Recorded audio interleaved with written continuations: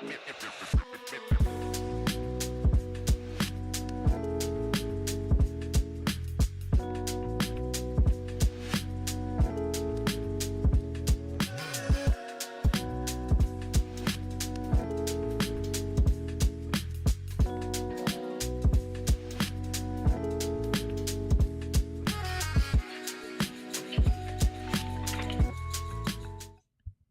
there, everybody.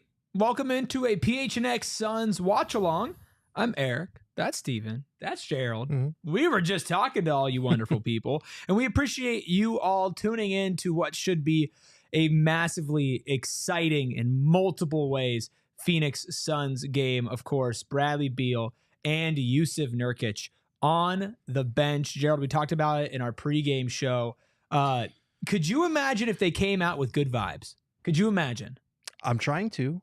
I'm going to do my best. I don't know if it's actually going to thing that we're going to get tonight, but like we talked about, I think this was much needed in terms of changing up the chemistry, doing something different, because outside of a trade to bring in a piece on the margins or something major like a Jimmy Butler deal, you needed to try something to fix the vibes internally.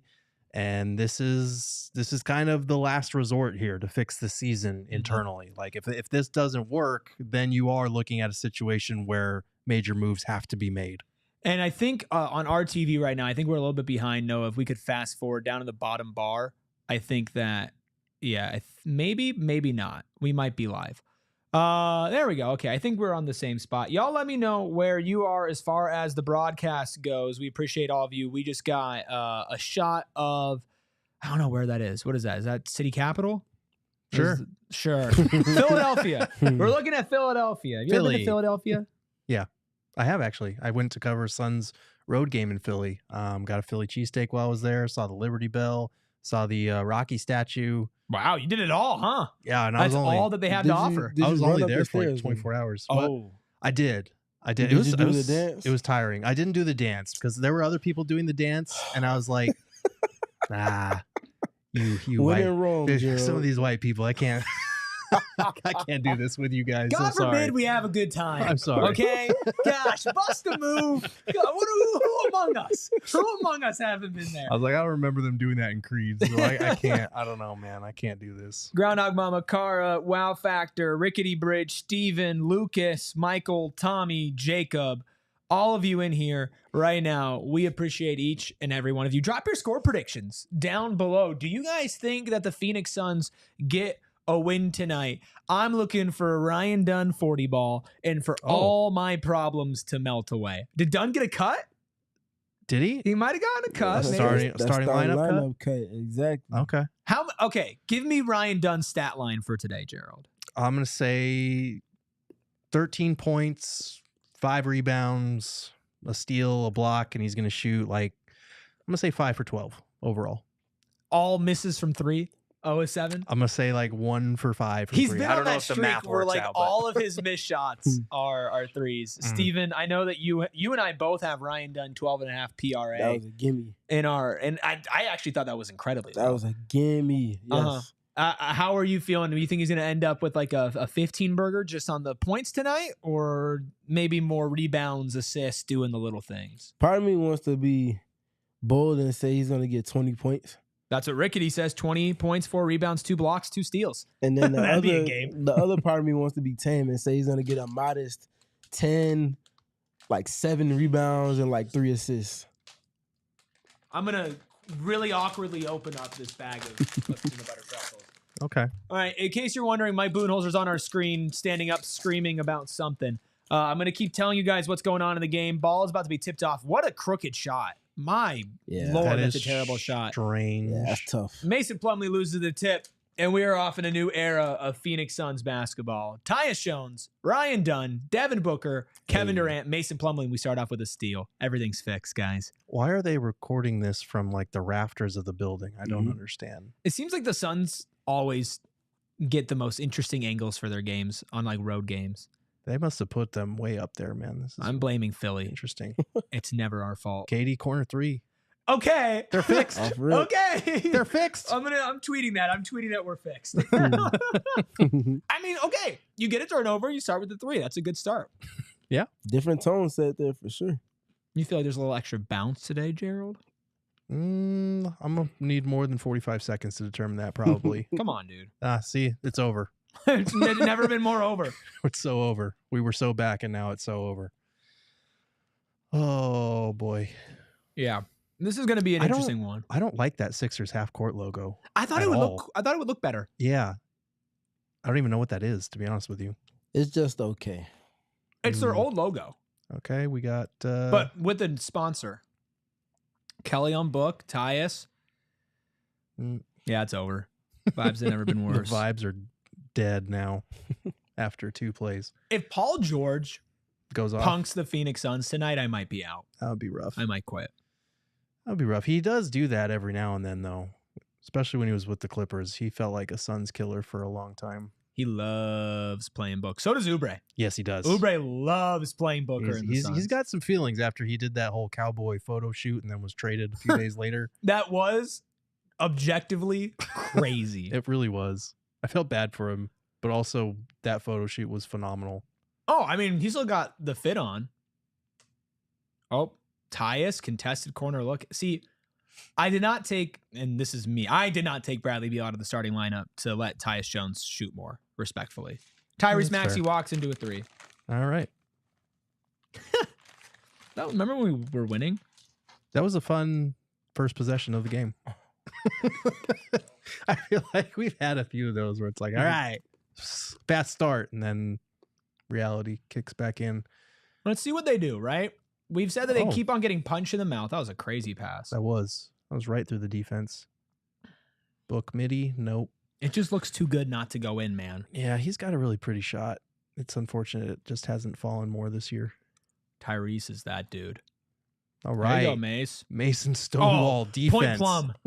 Point plum. Unleashed. No. I think maybe one of my favorite NBA moments of all time was when Mason Plumlee had an ankle breaker with like one of those. Mm-hmm. Oh my gosh, it was beautiful. 8-3, Philly leads. 9 minutes to go in the first. Book. Jeez, man. 2 pull-ups. 2 bricks. No results. Yikes. Oh, don't fall for the Kelly Oubre pump fake and drive. 10-3. Steven, they're not better. They're Told not better, Steven. It wasn't going to be fixed by just one little switch of the lineup. I mean, you have to also, like, to be fair, you have to also understand that this unit, like you mentioned, Gerald played, 14 minutes together? Yes. There's not a lot. This isn't like you're replacing your starting lineup with, like, your go-to bread and butter chemistry group. Yeah, I mean, like we said in pregame, it's unfair to kind of expect this lineup change to immediately pay dividends. That was never going to be the reality. It usually takes a few games to work through this type of thing. But when you're making such a drastic change, you kind of need the results to show right away. Still a lot of game left, but not the tone-setting start you were probably hoping for when you make this type of change. Are we worried about Devin Booker? I don't know, man. It's a weird question to answer because players don't just like suddenly get worse in the middle of their prime and their age. What are you, 28? That's why it's kind of worrying. I genuinely wonder, and I'm not trying to pin this on Budenholzer or anybody. Book's just got to be better. But I genuinely wonder if the approach of taking more threes, like it's definitely hurt his efficiency because Book has never been or rarely been in his career an efficient 3-point shooter. Now he's taking a lot more threes. I genuinely wonder if, the less middies approach is impacting him. Although I will say over the last handful of games, the Suns have gotten way away from taking a ton of threes and way more into the midi thing. So you would think you'd see a spike in his production or efficiency, and that hasn't been there either.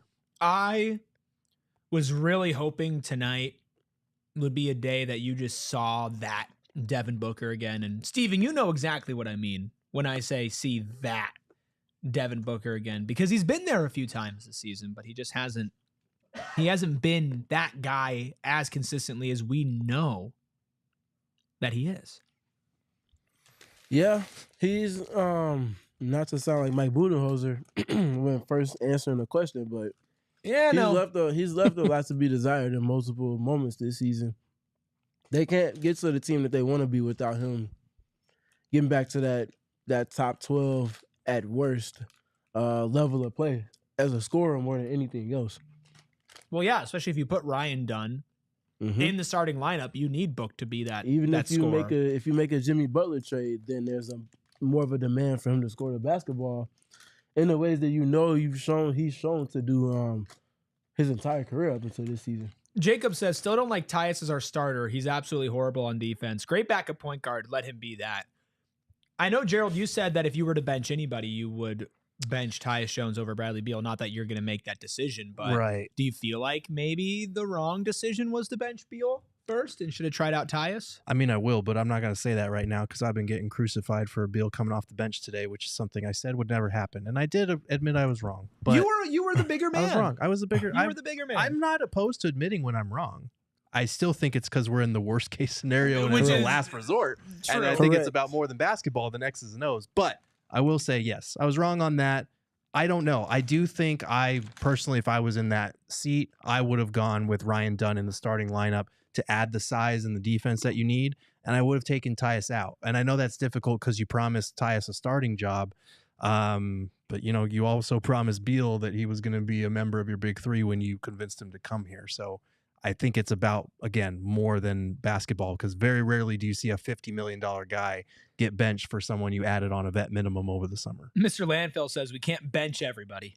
You can't. Oh, just wait. Just wait until you see Kevin Durant coming off the bench for Royce O'Neal. Yeah. 1 of 5 field goals for Phoenix, Tyus Jones. Oh, well, there's a turnover for Tyus Jones, whether PG hit it or not. Tyus Jones arguing with Gucci Mane, 10-3, 76ers lead, 8:32 left. We appreciate all of you being in here before. Jahid says, worst super team ever.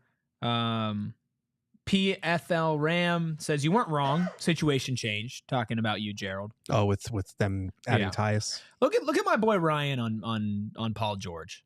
Put that man in the retirement home. More wide open threes, man. Good board. All right. Gotta get a bucket. Yeah, I'm about here. to say you need something going here. And the cold streak, Book dribbling up by his shoulder. If Tyus takes a shot here, I'm gonna be upset. How many has he taken already? 2 threes. Okay. But they were 2 threes that one of them was contested. Yeah, one of them was you should not have shot that type shot. Was it late in the shot clock? No, I don't think so. Okay. Maybe I'm wrong. Okay, there you go. Jacob says, our overlord Fonge, Jacob Franklin, says that this Sun season is hell. Buddy, it's purgatory, which is worse. Okay. I will go out on a limb and say if the Suns continue to shoot 14%, they're probably not going to win this game. Yeah. I think that's a fair assessment to make at this point. Very bold. Stephen Weiss in the chat says, we drink every time Tyus shoots. That might be a fun game. Book, you got to hit those, man. Listen, now that Bradley Beal's on the bench, though, there's a lot of attention on Devin Booker. Because your excuses are running out. There are none. And a Gershon Yabusele dunk. 14-3. Killing it. And 5-4 Powa says, yeah, bench Nurk. He's the problem. SMH, whole team sucks. I don't think it... And in pregame show, if you were there and you heard me say all of the Suns' problems are fixed and the vibes are great, I was being facetious. I'm not being serious. There was no world in what... Oh, geez, man. There was no world in what happened today fixed everything with the Suns. But, man... This can't be a blowout, though. Well, Gerald, I have some bad news for you. Are we allowed to curse on the watch Yes, we can say... Because shit is about to get real. If you get blown out tonight in the first game where you make this change... Oh, here we go. We got Brad already making faces. Here we go. This is... Dude, watch him light the whole fucking world on fire. Like Brad goes off for 40, but they still lose by 20. That's kind of... That would make sense to me. What would be worse is if Brad goes off and they're like a plus 15 when Brad's on the court, but they lose by like 20. Yeah. And here's the thing. In that case, you can argue that Beal coming off the bench worked. But your starting lineup didn't. What do you do? But your team is still broken. What do you do? Also, Book, for the love of... Oh my gosh, Devin!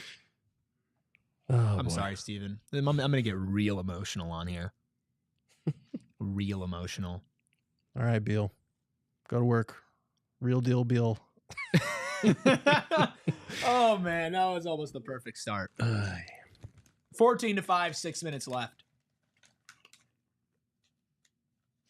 David says, Suns are some trash, and don't even ignore this message, bruh. We didn't. We got you, bruh.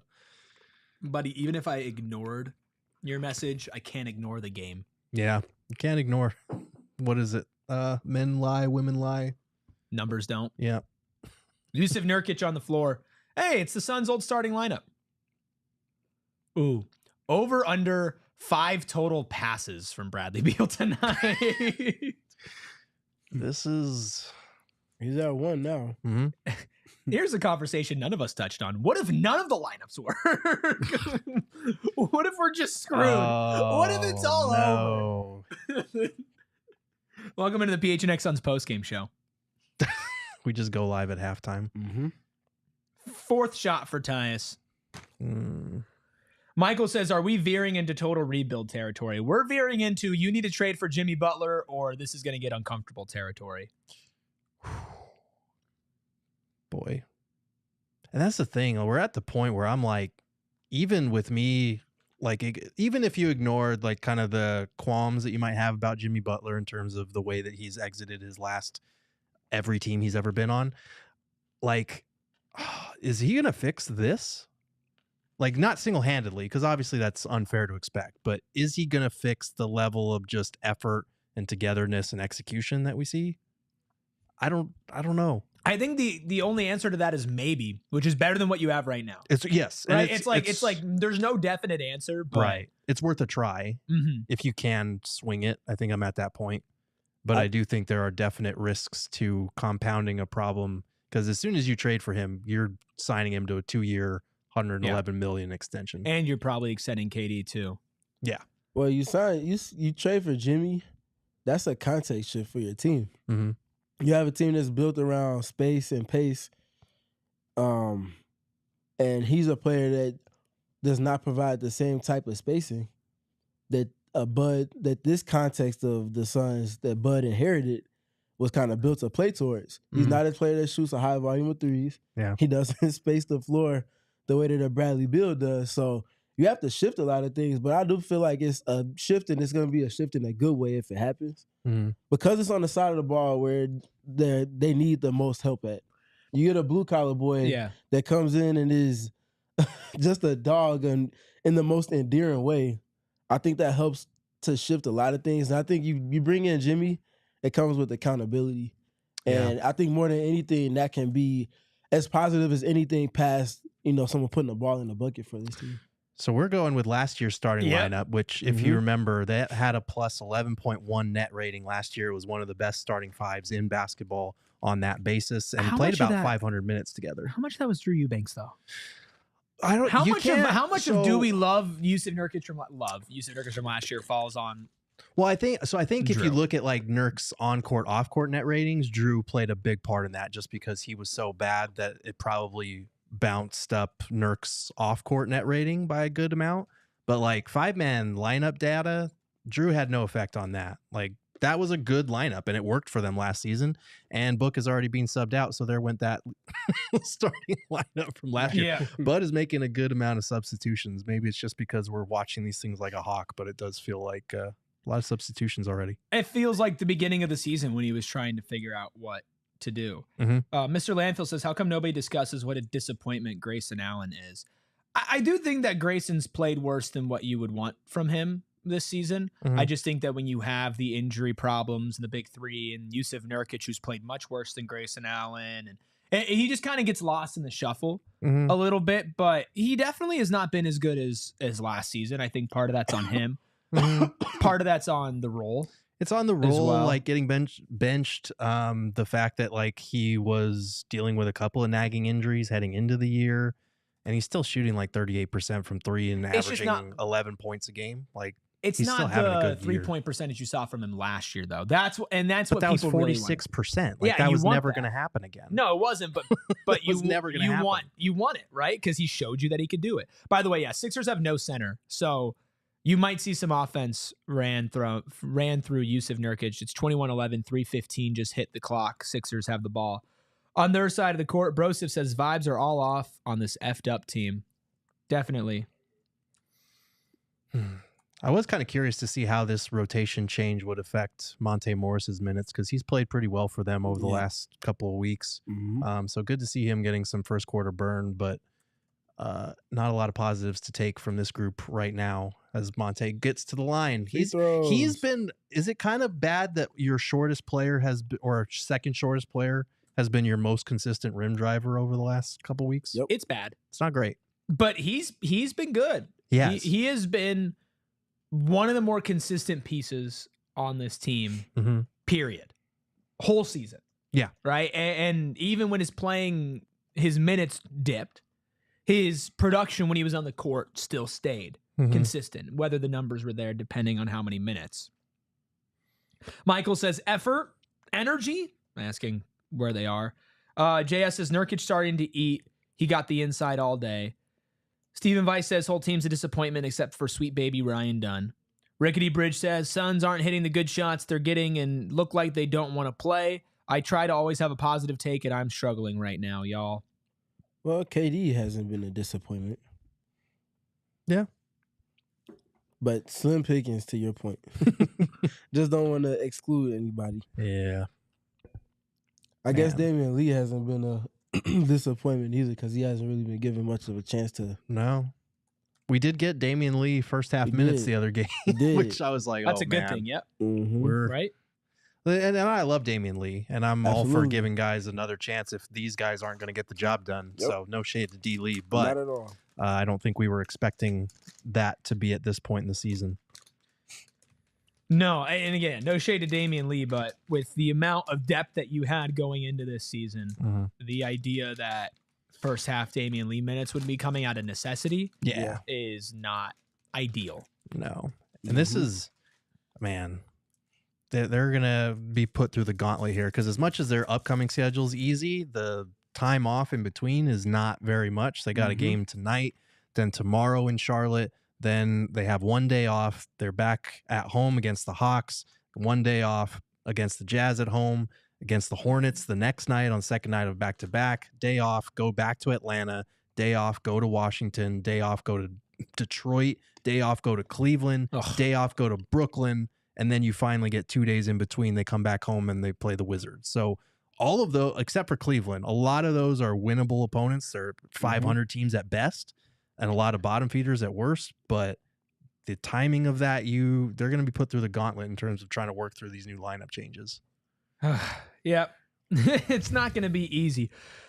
Bootsy or Boosty says, no criticisms of Booker. He's been playing with very little energy. It starts with him. We've definitely criticized Booker, and he is for sure the head of the snake and is somebody that needs to be a lot better for this team to just be good again, let alone great. Did this TV freeze or are they just talking about it? Okay. They're just talking. I love when people say that we don't criticize a player enough. We've criticized every player on this team at a certain point in time. Like, that's not a thing that exists on this show. We talk for 5 hours a week on this show. We're bound to criticize every player at some point. Not Booker.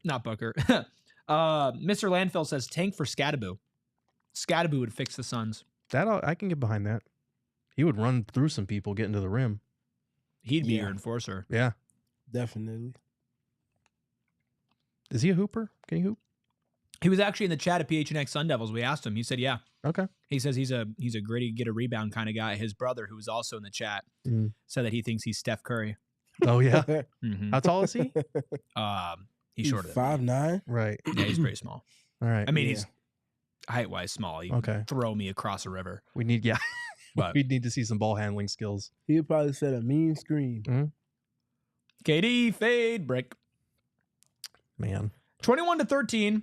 Philly's not lighting the world on fire. Nope.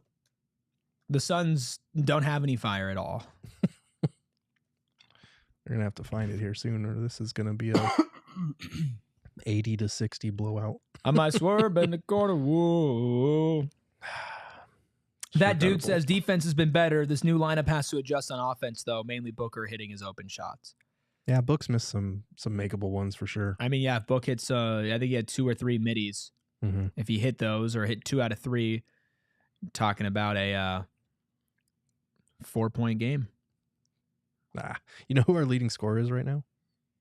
Jusuf Nurkic. 6th man of the year, Jusuf Nurkic. I didn't know that. I just gassed off 5s. With 4 points and 5 rebounds on 1 of 2 shooting. Hey, maybe coming off the bench ignites Nurk. I don't know. I don't know what happens with Bradley Beal, but we've seen Nurk, like, when he comes out playing on fire, like against Nikola Jokic last year. Yeah. Right? Like, he does some good stuff, but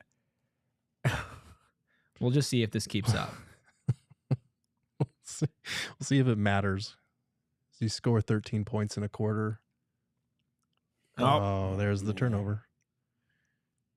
And there's the dunk going the other way. 10-point deficit. I might swerve in the corner. Whoa, whoa. I'm so sorry, everybody. You're going to hear that a lot, aren't we? I'll try not to, but yeah. You're doing a terrible job so far, if this is you trying. I waited a decent amount of time to do it. Okay. So we Suns dangerously close to scoring under 15 points in the first quarter. Yeah. Now, to be fair, new lineups, new rotations. Nick Nurse is a good coach. Throws a lot of different, unique looks. Nope, can't give it to him. No Joel Embiid. No, I can't give it to him. Nope. I'm not giving any sort of excuses at all. Oh my God, what are we? There goes Grayson Allen. That shot, getting us across the 15-point threshold. We're so back. 2 of 5 for 3. Philly has taken 10 threes to Phoenix's 5 in the first quarter. Still just a 7-point game. Still winnable, folks. But this game is being played on Philly's terms, which is the problem. There you go, Nurk and Grayson. Oh my God, Monte's wide open. Yeah. I was about to say that's the shot that we take. So I'm just going to spitball here, but any quarter where Kelly Oubre outscores the big 3 by himself is probably not going to go well for you. Kelly Oubre had 8, and the big 3 had 5. Book had 0 on 0 of 4 shooting. Steven, going into the game, you said effort, defense, defense, defense. That's your number 1 through 6 thing to watch. Only 23 points in the first quarter. Yeah. But it wasn't the convincing. We're taking something off the table from you, and you're gonna have to figure out other ways to go about doing it. Right. Didn't have that feel to it. No. So you can have a goal, but the goal gets hit. But how was the goal hit? Was it hit intentionally, or was it just hit by happenstance? This feels like a little bit more happenstance than. You feel like even like the defense benefiting also from not playing a Joel Embiid, Jared McCain, Kyle Lowry unit out there as well. Like there was a point where Philly wasn't running a center. You know, you're going up against a team that you should definitely beat considering the injuries they're going through, but this is just not where that team is right now. It's not pretty, but this is a game where you just want to come away with the win. It's less about the process, if you will. If you can just get a win and feel good about yourself going into Charlotte, that helps a whole lot. So it's about changing your expectations. And I hate saying this I'm a diehard fan, right? It's why I can get a little annoying. It's why I can get a little screamy, a little bit emotional, right? Is because I'm just like all of you guys, or I'm living and dying by every last dribble of a basketball for the Suns. But at this point, I just need a win. I don't care how it happens. I just don't care at this point. Yeah. Get a win. Give me one positive thing to you feel. need to feel good about yourself. And it's a lot easier to deal with your mistakes. Like, you make mistakes in wins and in losses. You never have a perfect game. Even when you play a bad game, it's so much easier to look back at the film, talk to your teammates, talk it through with everybody, when at the end of the day, you got the win. Yeah. But Gerald, if at the end of the day, all these things went bad and you lost by 12, you sit down, you want to talk about it with your team where there's already tension, that probably is not going to go well. No, and it's really hard to separate process from results right now because, like you're saying, like, you just need to find a way to win. And I feel like that's kind of some of the impetus behind this move tonight. Like, just get a win. But if the process isn't there and the results aren't there, it's really hard to believe in what you're doing. And that's kind of where we've been for weeks, unfortunately. So You were hoping that a process change maybe changes the momentum, changes the math for you. It's only a 7-point deficit. Like, this game is far from over, but obviously not the hot start that you were hoping to see. Let's see. Grayson, Beal, Nurk, Monte, and I can't see the fifth player. It might be Book.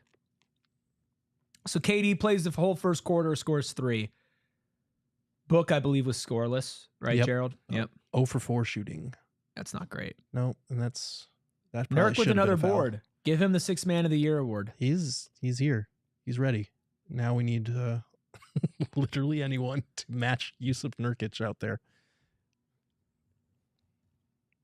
That dude says, what happened to the threes, man? Everything since KD's first injury is gone. They look like 2 different teams. Well, they really do. That's why I was saying this game is just not convincing right now. They're not playing the game. I know there's been a shift with things, but they're not playing the game the way they were spoken to, expecting to this season. Yeah. Getting up threes, playing off of stops, manipulating teams with their spacing and the chess pieces they have. It just doesn't have that feel offensively at all right now. And it sucks because it did have that feel. But I think the difference between then and now is, even though they weren't world beaters on defense, they were about top 11.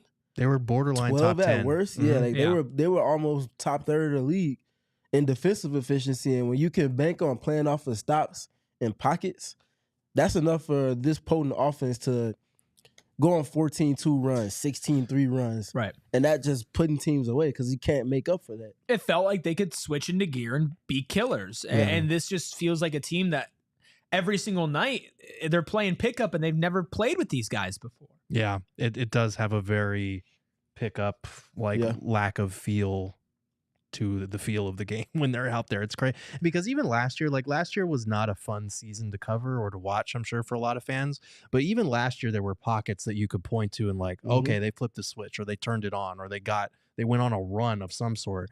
Like, I can't remember the last Suns run where it was like, oh, here we go. Here it is. Like, it's been Christmas. A while. Yeah, Christmas. And before that, it was a nice little gap as well. So it was the 9-2 start. Yeah, it really feels like they've lost the plot in multiple respects on both sides of the ball. Well, even go as far as to say it feels like the plot's been lost a little bit with the rotations as well. Literally seeing the shift in terms of the lineups today, but just generally speaking. And we're getting Josh Okogie minutes as well, which good to see that him and Monte did not get lost in the equation with all these changes. I think some of us in the chat are a little ahead right now. As of right now, it's 24-16. Book has the ball, shoots, scores. He's on the scoreboard. There we go. That's what we like to see. 10 minutes to go in the second quarter. At halftime, we will be taking a break, just so all of you know. We'll be taking a little break, but then we will be back for the second half. Make sure you stick around, you subscribe, you hit the like button, all that fun stuff. Oso out there as well, which is nice to see, especially after he missed the last game with illness. Him and Tyus, late additions to the injury report last game. Good to see them both back. There's been some illness going around the league, it feels like. Yeah. It's that time of the year for sure. Yeah. Especially if you're... Hit Espo, hit Amanda Flugrad, who's not there in Philly today. I mean, with a name like Flugrad, you're going to get sick, right? That's tough.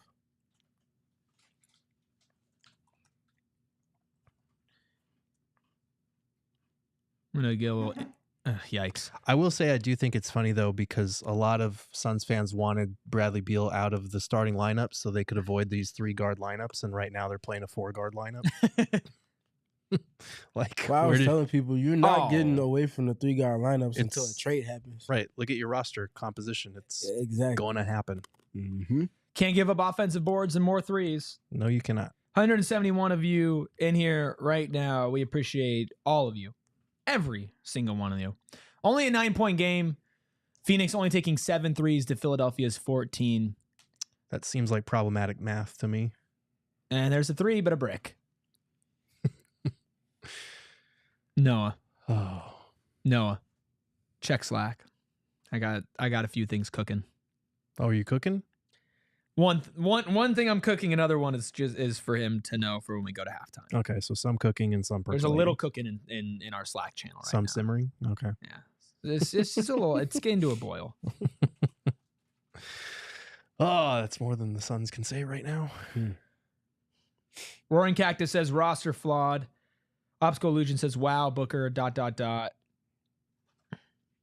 Sean says did Espo get them sick? Tony York says Booker passes up a wide open 3 on the previous possession to take a contested 1 this time down the court.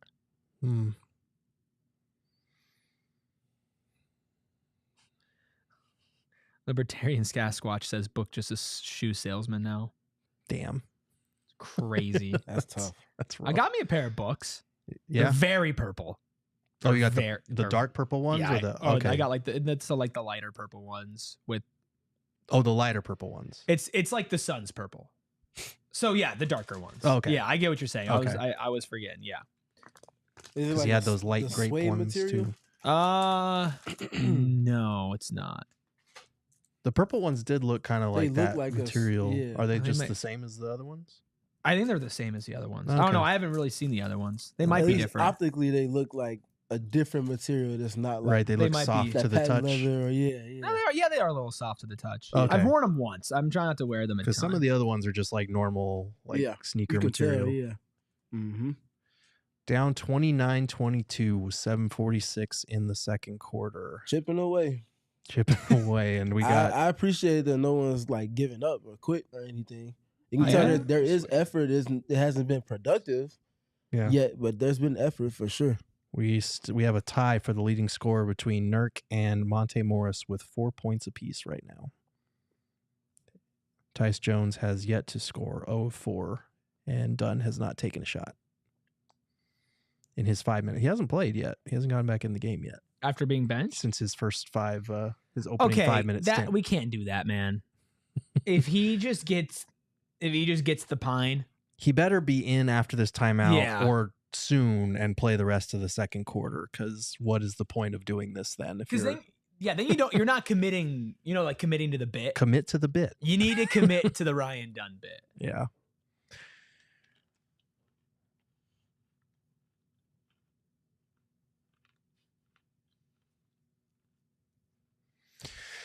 Well, I will say this team continually finds ways to challenge my my live in-game tweeting ability. Because there's some games where I'm just like, I don't even know what to say right now. Sometimes there's nothing to say. Well, guess what? The best part about it all? We got a post-game show right after this, boys. Yeah. So you better learn words, buddy. You said the words isn't the issue, it's the tweets. Get ready to learn euphemisms, buddy. John Wick says he loves the Zelda shirt. Oh, thank you.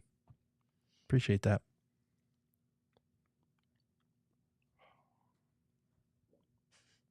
JDQ says, I had high hopes for Devin Booker, but all we got was Bevin Dooker. Oh, not Bevin Dooker. We got Baba Booker. Abandoned Video says, I have a feeling that starting Dunn was not Coach Bud's full decision. Do we feel like this was just a... It might have been. It might Coach not Bud have decision? been. I think like we talked about, I think this is about more than the on-court X's and O's at this point. I don't want to say that the Suns are like trying to make Brad miserable and get him to accept a trade anywhere, but it feels like more than just the X's and O's was part of this calculus. And I think at that point, especially when you're having conversations with Josh Bartlestein and Matt Ishbia and James Jones, like Bud alluded to in pregame, I think it's more than just a coaching decision. It was a decision. It was definitely a decision. If you watch pregame, you know. Mm-hmm. I wonder, can this be a decision that's made as we're looking at Josh Okogie here? Big J.O. And Ryan Dunn is on the court. Yes. Okay, yep. Also, Ryan, Josh Okogie, Devin Booker, Monte Morris. All hustle and a little bit of flair. And when they get to the offensive side of the floor, Not I a lot of expect for spacing. Devin Booker to get double teamed. Yep. You got it. Is this decision, the benching, a decision that could be made by solely Mike Budenholzer alone? Or do you need to run that up the flagpole? I think it might be a decision that he speaks with his proverbial higher-ups about. Mm-hmm. But at the end of the day, they probably flip the mirror and just tell them, hey, man, this is like we said when you came in, we're backing up whatever decisions you make. Right. So it's up to you. If you feel like that's what's best for this team long term. Do we feel like there's a world where it wasn't Bud's full decision and the front office was like, look, we're trying to trade Beal? we need him to be upset. I mean, put him on the bench. I'm sure it wasn't all just it's on you, Bud, but I'm sure most of it was his decision. Mm-hmm. Yeah. I mean, at the end of the day, you'd hope. Yeah, because at the end of the day, whether it works or not, people are going to be looking at him before anybody else. Yeah. He's getting paid no matter what. Yeah. And I do think it's important to point out because, and this was something I touched on my article at gophnx.com today for diehards only. There are some other connections at work here. Like obviously Bradley Beal's agent is Mark Bartelstein, who is Josh's father. Like they've got those connections there to where it's not so easy just like we're gonna make this dude miserable until he wants out. And I also think just from a general perspective, the front office doesn't want to operate like that because they understand the value of attracting more free agents. Like it's a big part of this organization that only has vet minimums to work with at this point. Sorry, I'm chewing my peanut butter. No, it's fine. Got a baseline dunk for Oso, so that was nice. We got it. Shout out Circle K. Yeah. Delicious peanut butter pretzels. Oh, I love that. Please check Suns assignments. Okay. Please check Suns assignments. Oh, that's great. It's happening. There you go, Josh. Josh Okogie, corner three. Josh Okogie makes a difference. He does. He continues to do that. He's had a great season, man. Yes. And it sucks that it's in this context too, because it's probably not getting the love that it would normally warrant. Yeah, if you got this type of season with Josh, with where the Suns were supposed to be, you're talking about a number 1 seed. Because he's shooting that well, he's defending that well. That's for a player that's not consistently in your top 8 or 9 or sometimes even 10. Yeah. Hey, 9-1 run for the Suns. It's a 1-point game. Don't look now. The Phoenix Suns are alive. Another stop. It's done. Oso, Okogie, Monte, Booker, shades of early Book days. Oh. And I'm glad you mentioned those 3 names you did first because those 3 have been a spark for this team over the last, week and a half? Almost 2 weeks now. And it's no surprise that you put them in. Obviously, the offense is the offense, but when they can play in transition off of stops, time after time after time, getting those kills that we talk about, that makes everything different for the team. They need guys like that to get over the edge when it comes to being a bona fide championship contender. Those are the type of players on your roster that you have that do the little things, right? Yep. Championship teams all have that in common. Which is crazy considering that you would look at this team and going into the season, you'd say they have the talent to where if they have players like that who can consistently step up, then they would be if I told you Ryan Dunn, Oso Ighodaro, Josh Okogie were playing like they were playing, you would be thrilled 3 months ago. 60-win pace. Right, but now you're at the point where you need them to literally save your season by doing that, not take you and bump you up over the edge. And that is a problem. I do think we should point out this lineup of Book and a bunch of dudes who played hard. I think as Kevin Zimmerman put it on Twitter, is they've made a little bit of a run here. They have. And not just through Book scoring. Right. Because Book is still 1 for 8. It started with 2 points. Defense. But he does have 4 assists. So and that nice dump off that Josh Okogie had, taking it to the rim, hitting corner 3. Again, he's having a... It's been sparked by J.O., let's be honest. Yeah. Yep. I mean, Oso too. Oso checked in, but when J.O. got into the game, he has made a difference. Yeah. And for the Suns team, where we're just so desperately waiting for somebody to make a difference, he stands out even more. He's getting the Paul George assignment right now. Josh Okogie. That's crazy. Oh, another one? Nope. I'm okay with that shot. Yeah. I think that was, you had to. There you go. Shot clock winding down. You play hard, get a little luck in your favor. That is the rough part, is you need one of these guys, one of J.O. or Ryan Dunn to knock down an open 3 or 2 to be able to keep that spacing intact. Yep. Can't be giving up O boards. Oh. Sorry, you can be giving up on boards. It's going to be like you shouldn't. 40 to 38 at halftime. We're playing in the post Michael Jordan Bulls era right 2001. now. 2001. All day. Whole lot of middies. John Wick would like you to rank the Zelda games. A Link to the Past, Ocarina of Time, and Majora's Mask. Okay. Oof, that's a tough one, man. Steven, we'll go to you for the same question afterwards. I got to go Ocarina first. Then personally, I'd probably go Majora's Mask, and then I would go Link to the Past. I do love Link to the Past, though. It's like making me choose between children. Alec asked in the chat, is KD hurt? That's a good question because surprised he's not back in. Okay, he's at the scorers table, is he? I think, Okay. but he played the first 12 minutes, and then we have not seen him over the last 8 minutes and 7 seconds. So. Maybe part of that is just they were going to let this lineup rock. Yeah, I was going to say, I think Bud was clearly trying to just work with what was actually being productive, and that starting unit was -11 in their first shift, so yeah, it was not that. I think that's also why Ryan hadn't gotten back in the game for a little bit too. Yeah. 3:53 left to go in the second. 76ers up 35-29 over the Suns. Steve Keim School of Drinking says, at Eric, who's the best 2K player out of you three? I think it's me because Steven doesn't play 2K, and Gerald, I don't think, plays 2K. Not anymore. I used to play a lot more than I do now, but I can still tap into that demon. And it's a demon. If you asked me about 3.5, 4 years ago, conversation would have been a lot. No, I would have wiped 3.5, 4 years ago. I would have wiped you. Would have wiped the floor up and down twice on Sundays. Considering I've never been wiped before, there's no way. Well, there's a first time for everything. Welcome to the West Coast, not brother. To everything. Not to everything. Welcome to this Midwest energy. What you mean? I used to cook fools with the bottom of the barrel Brooklyn Nets. It'd make them so mad.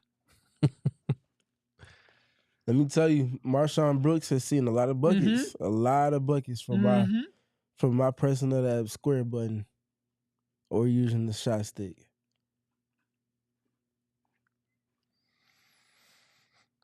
It's kind of crazy. This is a 6-point game with Book shooting 1 for 8. Durant not playing basically the entire second quarter until now.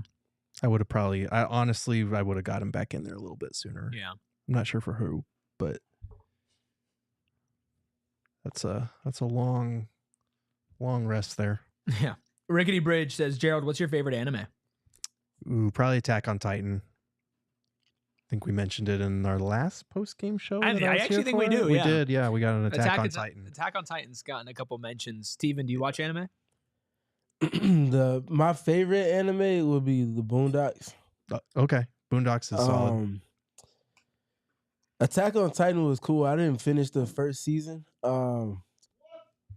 Relax over there. There's another anime show that's on the tip of my tongue. Oh, Demon Slayer. Demon Slayer's good. I like Demon Slayer. Demon Slayer is really good. And Dragon Ball Z, of course. Rickety says, Gerald, you should try Frieren Beyond Journey's End. Okay. I'll add it to my list. Always keep a running list. 05 says, thoughts on Gambo's reporting that Beal would waive his no trade clause for LA, Miami, and Denver. I'll say this. Gambo should be very well respected for what he says. If Gambo's saying it, I believe it. I think it is true. In fact, I know that it is true. However, I do think that those specific teams are a very short list. Nice little ATO there. And one for KD. Welcome back. I think that list is going to be a little expanded. I just feel like that's preliminary. Yeah, I feel like that's just a let's test the water. Spears and Ali, which is that the YouTube account for the Tucson for our guy Justin radio show? Might be. Says, what's your all-time favorite video game? Gerald? Oh man, it might be It's probably Breath of the Wild. Okay. It was Ocarina of Time. Both Zelda games, either way. So this is a game. KD misses the free throw. We're back. Simpsons Hit and Run. That was a fun one. So that was a game I was obsessed with as a kid. It was like my GTA basically, right? Yeah. And I spent so much of my life trying to find a way to play it again. And I finally got all the little pieces and parts, like an Xbox and an old school one that could play the old games. And I'm playing Simpsons Hit and Run. I'm on the last level right now, and it's nostalgia overload. That's great. Overall, probably the 2K franchise is the game I've played the most. I used to play a lot of COD. I used to play a lot of COD. But I felt like I enjoyed it back in the day, like way back in the day. I'm talking before you could play people online. 2K? And then, no, COD. Oh, COD, yeah. And then you would go online and I would just get my shit wrecked. And I was like, this isn't fun for me anymore. Some of y'all are too good. Favorite video game of all time, Steven? This is like a 4-parter for me. There's Tyus. Yeah, that's a big shot for him. He needed that. So did my parlay. NBA Street Volume 2. Yeah, that's a good one. NFL Street, the original with Ocho, or I think it was number 2 actually, with Ocho Cinco on the cover. I enjoyed that one. I sucked at it. Absolutely sucked at that game. Grand Theft Auto San Andreas. Okay. For obvious reasons. Mm-hmm. Honestly, Backyard Baseball. Yo, that shit fucked. Like, the Backyard Baseball was Backyard awesome. Baseball is crazy. Oh, Book. Yeah, that's tough. You gotta give Mario Kart a shout out too. Mario Kart, Super Smash Bros. Yeah, Super Smash awesome. Bros, of course. Yeah, it is Spears and Ollie. What's up? Appreciate y'all. Wow, that was short. Just a little bit. Steve Kime School of Drinking asked Steven, what's your favorite concert that you've been to? My favorite. Have you been concert. to see J. Cole live? He was literally there like a month ago. Oh, that's right. You were. I was, yeah. He's seen J. Cole live more than J. Cole has seen J. Cole I live. have not actually. I only seen him live like 4 times. Okay, I've gone to a lot of live music. Mm-hmm. Saying that you've seen somebody 4 times is absolutely a flex. 100% a flex. Well, 2 times was in a festival setting, so it wasn't like the Dreamville Fest or whatever. Mm-hmm. And then I saw, well, I guess 5 times technically. But I would probably say the Forest Hills Drive concert from last month for the nostalgia purposes. It's at Madison Square Garden, and just a lot of different reasons like that. It was different. Oh man, But after that, second, probably I would say, I got to see Lil Wayne for free. Dude, for me being too. For being a title subscriber. Oh, that's sick. I did not get it for being a title subscriber. 6 or 5 years ago now. Dude, that reminds. So in college, I worked for a college radio station, and we would end up getting some free tickets to festivals. And there was like this Pot of Gold music festival here, and Lil Wayne was one of the headliners. But this was during the time where like Wayne had kind of gone on a streak of, there we go, Beal with the corner 3, where he would not like show up, and tough. he would like not do full sets, and he would be like backtrack. I swear to God, this man Lil Wayne pulled up, did like an 1.5, 2 hour long set with a live band and no backtrack, and it was incredible. That's pretty cool. Incredible. Yeah, that's fire. That's how mine was. He pulled up and he was on straight business. The crowd was so rowdy because it was first come first serve. After you got your ticket to basically stamp your validation to get in. Everybody was outside for like probably 1.5 hours. This is like early December in Chicago, and everybody's just rapping old Lil Wayne songs. So that was a lot of fun before the actual show started. And then I also got to see almost all of Wu-Tang. Okay. On the stage at once. Nice. And Young Dirty Bastard was there in place of his pops. He did one of his pops' legendary verses. That was fire for obvious reasons. So those are probably my favorite concerts, top 3. Nice. Gerald? I gotta give a shout out to my guys Switchfoot. That's my favorite band, so they're automatically gonna be in there. There you go. PG3. PG3. Gotta get a bucket before half. Who else? Linkin Park was up there before Chester Bennington. They put on good shows. Before Chester Bennington passed, I got to see them, and they played 4 straight bangers without even addressing the crowd to start the show. That's awesome. And then they were finally like, Albuquerque, what's up? And we were like, oh, you melted our eyes out, but we're here.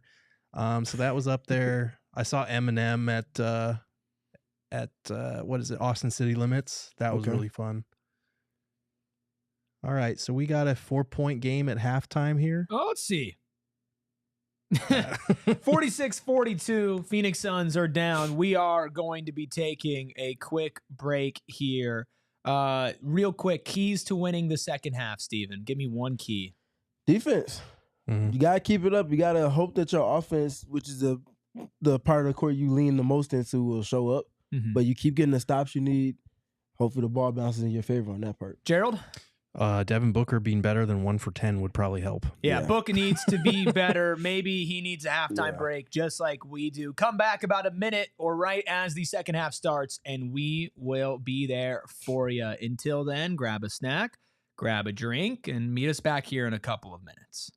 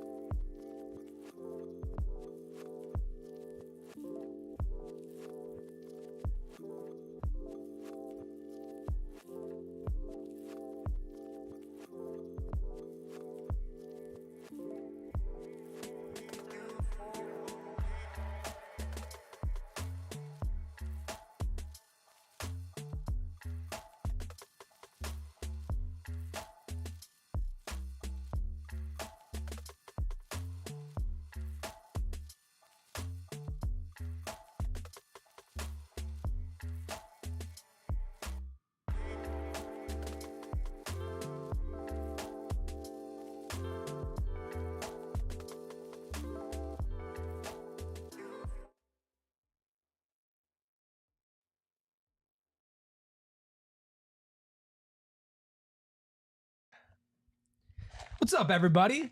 Welcome back in. Maybe you took a smoke break. Maybe we've disappeared because I turned the camera off to get it a rest, and that's completely my fault. We appreciate all of you jumping back in here for the second half of Suns Sixers. Suns find themselves down 4. 46-42, an extremely ugly first half of basketball, Steven. So bad that Gerald quit. It's over. He's done. No, but we appreciate all of you jumping in here. Drop your predictions for the second half. I know some of you already put them in there already. AO says Sixers by 20. Marwin says Sixers by 14. Optical Illusion says Suns are going to win it all this year. I can feel it. Well, I want to feel what you're feeling. And if that is hopium, copium, whatever it might be, I want a hit of that. Lucas is in here. Hitmaker is in here saying worse than last year's team. Damn, SMDH, shaking my damn head. Rickety says you're the GOAT, which I agree with. I appreciate it. Mark says, don't know if it's Olympic fatigue or his lower body injuries have caught up to him, but Booker hasn't looked athletically right all year. It might be athletic. It might be mental. At the end of the day, Steven, he's not been who the Suns need him to be. Yep. And he needs to step up in the second half, especially with Bradley Beal and Jusuf Nurkic on the bench. Ryan Dunn, Mason Plumlee, Devin Booker, Kevin Durant, Tyus Jones. That is your Suns starting 5 for the second half. Ryan Dunn, quick trigger 3, nada. Kelly Oubre, I believe, with a loose ball foul. Yeah, they need Book to pull up to this game and start stepping some of his impact on it. It's clearly there for the taking, even for as much as they left more to be desired in the first half. Mm-hmm. They're literally a possession and a half away from taking a lead in this game, and that's but that's more on thought. that's more on Philly. I mean, their defense has been good, especially in certain stretches when they went on that one run that got them within 1 point. Mm-hmm. But it was Book, Okogie, not Dunn because Dunn wasn't playing. Grayson, Oso was out there. Oh my gosh! There you go, Mace. Oh man, there you go, Mace. WW Clip says Book is 1 of 10. Yeah, Book has been trash, garbage. Yeah. Again, if he shows up to this game, I don't think the way that the Sixers aren't scoring the basketball, which is some of it because of the Suns' defense, that's enough to win this game. I mean, they have enough to win this game. They walked in with their eyes closed. They had enough to win this game, right? Mm-hmm. That's the problem, is if they don't win this game. Yeah. And again, benching vibes, whatever. It doesn't matter. You don't get the benefit of the doubt. You don't get the grace period, even if technically it's kind of deserved. There you go, Rye. You don't have any goodwill right now. And when you don't have goodwill, the only way you earn it is by getting wins.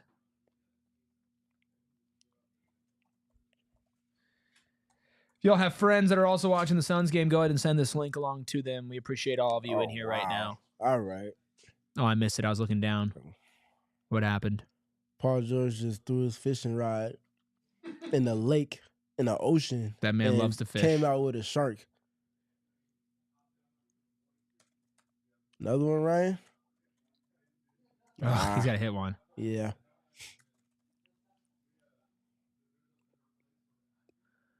Paul George, please don't do it to him. Good help, Ryan. Nice. Book on Tyrese, 49-45, 10-25 left to go. Tyrese Maxey going to the line. Michael P. says, Barkley always said it was rough coming off Olympics and getting through the next season. Coach Stark says, I know it's not a popular take, but it's time to trade Durant and get assets. He's amazing, but his attitude is worn off on other players. Mark R. says, Booker's getting his shot blocked a lot more. Oh, that's crazy. Yeah. That's genuinely disgusting. Mm-hmm. Oh, man. Just give us something, man. I'm not, listen, if they win, I'm not playing the sexy sax. Like, they haven't earned that yet. But, like, I want to at least think about it. Winning cures most things. And that's what this team is desperately in need of. They need to string together a few of them, actually. Yeah, none of this matters if Devin Booker isn't Devin Booker. That's crazy. Gerald's eating his dinner off camera. So went through the whole 12 days of Christmas without hearing sexy sax. On the first day of Christmas, the Suns gave to me no victories. Tough. 12 stray losses, one bit of hope. And no joy. TK says this is not basketball. Malik says, LMAO, it's not so simple as saying Booker needs to play better. Not that it's going to fix everything, but like making shots helps. He needs to be better. Durant needs to not turn the ball over. Ryan Dunn needs to hit threes. But listen, let's be honest here. Devin Booker has 3 points in 20 minutes, 1 of 10 shooting, 0 of 2 from 3. He has 5 assists. That's great. Kevin Durant, 7 points, 3 of 9 shooting in 18 minutes. Not acceptable. No. Not acceptable at all. Nope. You just got to make some shots, man. Mm-hmm. Like, if he was 4 for 10 or 5 for 10, we wouldn't be having this conversation. And he's missed, like, at least 4 or 5 very makeable shots. It's not like the defense has him in hell or anything like that. Been some pretty makeable middies that he's used to making. Leo wants to know what's for dinner, Gerald. Smelled good. Yeah, my wife had made some, like, beef that was in this sauce with, like, broccoli and some bok choy. Ooh. Yeah, it was pretty solid. A corn... What? Oh, no, not a corn dog, Shane. Yeah, no, it says that Shane thought it was a corn smell dog. like a corn dog at all. No. Oh, no. Smell. Okay. I couldn't. No. Shane, get your sense of smell together, my friend. Oh, I never finished answering the question before halftime. Green Day's up there. We're going back to our favorite concerts. They put on a great I'll show. pull out the list. I'll join it because you know what, man? Fuck this basketball game, man. Millennium, I saw them at him at Red Rocks. That was actually pretty cool. I'm not much of an EDM guy, but he put on a good show there. I want to go to Red Rocks. It's so bad. It's a really cool venue to see a show. Red Rocks is a venue. It's one of the coolest like concert venues you'll ever see. It's in Denver, or like outside of Denver a little bit, but yeah, that was pretty cool. Where is my? No, imagine having outdoor concerts year round. Yeah. It's like in the mountains. What a concept. Cool. The Roots Live was dope. Okay. That's one of my favorite rap groups is Flatbush Zombies. I've seen them twice. Okay. I've seen Tyler, the Creator, twice. Okay. Saw him for Flower Boy and for Igor. That was awesome. He's a really, really good live performer. Okay. I don't know if you know who Corday is. I know you know. Yeah. You know who Corday is? So when Corday dropped, it was an album a couple years ago, and it was the album that got him big. But he was still booking small venues. And so I saw him at like a small bar in like Phoenix, right? Yeah. Literally could see the sweat on this. Like he was right there in front of me and I was right here. And it was so sick because it was like he was so close and like all like his popular songs and stuff. That was great. Who's someone that you haven't seen that you would like to see? I feel like Shakira. Prime Kanye. I don't want to see Kanye anymore, but Prime Kanye would have been devastatingly electric. I want to see Kendrick again. I saw him before Good Kid, Mad City came out. Oh, wow. And that was pretty cool. He teased a couple of the songs from the show, just played like 30, 45-second snippets, and it was cool. But I would like to see him now that he has a much bigger catalog. Yeah, for sure. That would be cool. What about you, Steven? Who would you rather be at a concert right now than watching? Ryan Dunn, Dre 3! Attaboy. No one. I would Bring me joy, Ryan! I would love to have seen Prince. Yeah. I would love to have seen Stevie Wonder live. Mm-hmm. I would love to have seen Michael Jackson live. Yeah. Oh, yeah. Oh, if we're going like all time, like Prince. That's not the route you would go? Oh, I mean, no, it's still a good one. I think Prince live would have been crazy. Prime Earth, Wind, and Fire. Yeah. Would be different. sick. That's different. Book, man. Mr. Landfill needs some advice. Take a girl to Starbucks, date, or Chipotle. I say Chipotle because you learn a lot through people by how they eat. I say throw your options out and try. I'm gonna say you could probably pick a better option. Don't go out to eat on your first date. Go get some coffee. You gotta talk more. Set the bar higher than the Suns team right now. Go to Chipotle, get a massive burrito that's so big that even the Chipotle workers question you, and then just don't even speak to her. just go crazy on the burrito, like feral, like growling and making noises, and then just be like, you want to go on another date, and then leave.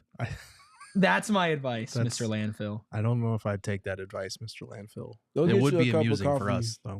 Get you a cup of coffee and do some non-awkward talking. Yeah. Go. Here's a good move. Hey, there you go. Hi, Booker. Booker Hi, Book. bucket. The first date that my wife and I went on, if you're trying to get a little game here, Mm-hmm. we went to a coffee shop, but we found a coffee shop that was close to a record store. Mm-hmm. There you go. So when the conversation was going well, which it was, it was like, hey, change of scenery. You want to go to a record store? He opens up conversations about music. You walk around, you look around, right? Usually those stores have some different knickknacks and gifts and whatnot too. Right. You learn a lot about somebody. So that might be find a coffee shop that's close to a secondary activity to plan for if things go well. And if they don't, then when the date's over, you have something fun to do. Yeah, that's fair. Was the record store Zia? Yeah. Sorry, Max, you're not here, so I don't give a Well, damn. that's fair. I mean, we have said Chipotle. Yeah. Oh, that's true. That ship has already sailed. I love Zia. That place. Yes, he is dope. awesome. It's a great place. Oh, it's not a more great place. offensive rebounds. Not great. Only a 2-point game. Suns get There the you go, turnover. KD. Fast break. Oh, this is a done lob. Oh my gosh. That- man. That was a lob to Ryan Dunn, and he wanted it so bad. Yeah, that didn't feel like an optimized fast break there. They've not. Like, I don't even know what the numbers are. Sometimes I think something and the numbers completely say the other thing. Let's look it up. You're talking about transition? Yeah, I test transition. They're so hesitant. Like they feel like they have no idea where everybody else on the floor is. So last year they led the league in transition efficiency in terms of like their points per possession on transition. Oh, Book! But I think they were like near the bottom of the league in terms of actual The frequency? possessions. Yeah. Let's see what they are this year. They are 29th in transition possessions this year, but they are 3rd in points per possession. Devin Booker just missed 2 free throws. My life is over. I feel like earlier this season when the defense was close to top third, they were getting out in transition a whole lot more frequently. And clearly that's fallen off a couple of cliffs since then. It's hard to run in transition when your defense is all over the place and your offense is all over the place. And take that ball out the net every time. Oh, there you go. There we go. That'll See? help. That's number, what were they? That'll Number help. 1, number 3? Devin Booker transition? is broken. Yeah, they're 3rd in points per possession in transition this year, but 28th in frequency. That is the problem. 29th. Sorry. Gave him too much credit.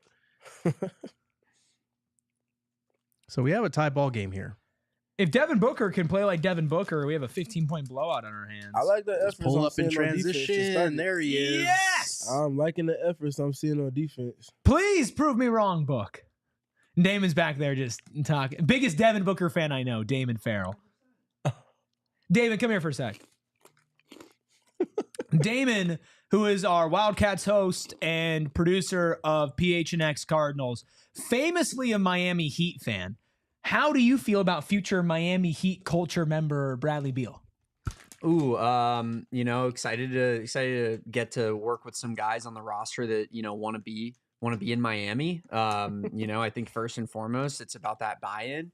But genuinely, I like loving Jimmy. I if he had to go somewhere, I would prefer it to be here. Would you want Bradley Beal on the Miami Heat? Absolutely not. Even So if he that would comes be with downside a first round pick. he would have to come with a first round pick, or else I would be throwing up all over myself. Like actually. So who do you want? You want Jimmy traded because you want somebody who wants to be there. Yes. Who do you want Jimmy to be traded for? Even if he ends up in Phoenix, who do you want coming back to Miami? It would have to be. You want to sit down? Sure. If you can. Damon's the busiest guy I know, so this is very special. Gerald also wanted to eat his dinner, so he said, yeah, Damon, you can sit down. Sure. It smells good in here. I noticed it smelled good in here, Gerald. Shane thought that smelled like a corn dog. Really? Yeah. What is it? Not a corn dog. So the farthest thing from a corn dog. Yeah, I mean, couldn't be further from that. But exactly. it would have to be Bradley Beal in a first round pick. No, what else is even? Could you like a possible? 3-team with the Bulls? Would you rather have Zach LaVine than Bradley Beal? Oh, for sure. So For sure. if we could get you, we can get you just Zach LaVine straight up. Bulls get Bradley Beal, and a first round pick. Maybe get like a second round pick. You just swap Zach LaVine, Jimmy Butler.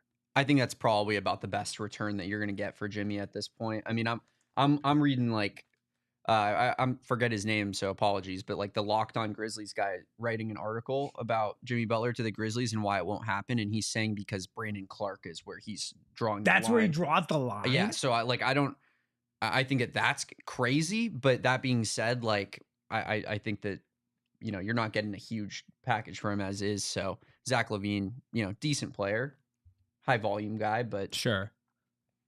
Yeah. Do you have a Jimmy Butler jersey? I actually don't. I had a fake one, but okay. I was able to sell it for profit. So, all right. And our final question for Damon, if you don't know, revamping our Wildcats podcast, him and Kevin do a fantastic job. Oh, yeah. Really, really good job. Genuinely check them out, support them. I know so many of you in here are diehards, and you already know what's up. But if you're a Wildcats fan or you just like college sports, PHNX Wildcats is where it's at. There's also the show called PHNX Sun Devils, but nobody cares about that. I mean, for the hoops guys in here, like, and gals, this is we're a hoops program. Yeah, right. Arizona basketball. Yeah, right. Like, definitely not football. Definitely not a football school. Groundhog Mama says, bark, bark. What are your overall thoughts from bird's eye view of this Phoenix Suns team, who are on a 10-0 run, have a 3-point lead, but just not this game, but in general, the Suns season from afar. It just honestly, like it just feels exhausting, right? Yeah, a lot like last year, where you just you have high expectations and it's not exactly playing out the way that you'd want to. So I guess that's really where it seems like a grind just to like get through the season when sports should be fun, especially when you have Kevin Durant, Bradley Beal, and Devin Booker on your team. So wait, these things are supposed to be fun? Yeah. You just got to win. It's like if you told me before the season that the Cardinals were going to win 8 football games, they're going to go 8-9, I probably would have taken it. Sure. Like it would have been I would have said that's about where I want them to go. I think I said that explicitly actually, but the way that it ended wasn't the way that I really envisioned that 8 wins happening. Like given the schedule, I thought that they were going to like pick up down the stretch, and they really faltered down the stretch. Like that, it ended up being kind of grueling there as well. That's kind of just the life that we live, I guess. It really is. It's you get these expectations that the teams, they play well, they make good moves, your expectations high, and then they just find new and exciting ways to ruin your life afterwards. Yeah. Not to get like really not sad. To be super dark. Yeah, not to just be that guy. Wow. We're so I mean, you could also be the Sixers though, to be fair. Like that's not a great existence. If we lose tonight, we have the same record as them. Yeah, but they have Joel Embiid and Tyrese Maxey and Paul George. I mean, I guess it's similar, but like they're I get what you're saying. The Sure. Suns of the East. Sure.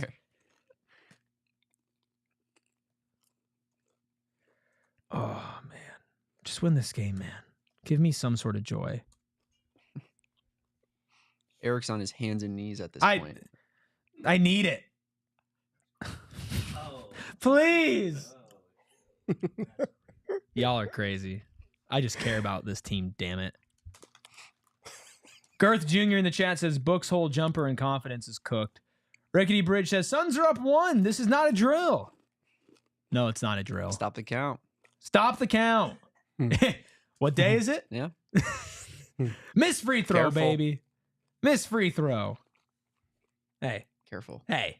I didn't say shit.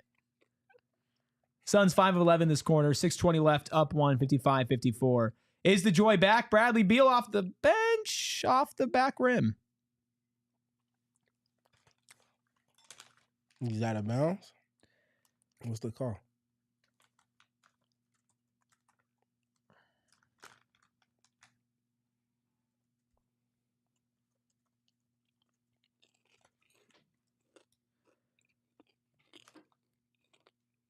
Girth Jr. says that you look cute as always, Damon. Thanks, buddy. I appreciate it, Girth Jr. Legend. Mm-hmm. How's Miles Plumlee looking?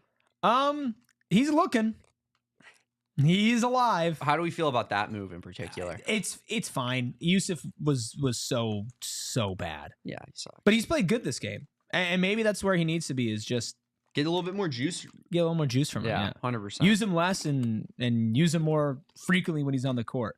King Nacho's made his first appearance of the day. Shocking it's taken this long for King Nacho to join the chat. Oh, you missed my apology in pregame. Yeah, Nacho, you missed Gerald's apology. Oh, That's rough, man. Ooh. That was a one-time thing. Never going to happen again. No, never. You'll never hear Gerald apologize, even when he's dead wrong. I'm kidding. Ooh, lefty floater? Oh. King Nacho says, not much, just waiting for my flowers.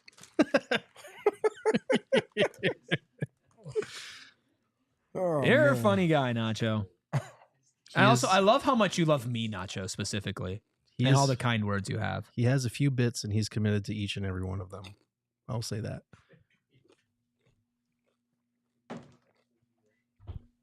King Nacho says, okay, I'll have to watch pregame.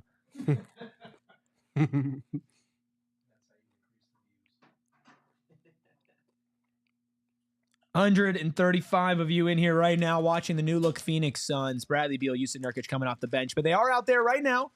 It's the OG starting lineup from this season. Tyus, Beal, Book, Nurk, Katie. Beal takes it in for 2. Suns are up 3. 5 minutes left to go in the third. There's life, Gerald. There is life. It's good to see. 10-0 run earlier there. They've outscored the Sixers 20-8 so far in this third quarter.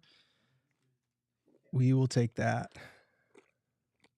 I need Paul George's downfall so bad. Bradley Beal. How long until the Suns are back? Now. Start coming. Now? Should we send them now? I tweeted we're fixed after the first possession. And then I quote tweeted never mind. And then I just quote tweeted it and said we're fixed again. There you go. Every time we're up, it's fixed. I mean, if you go on a run here, you can put this Sixers team away. You can feel real good.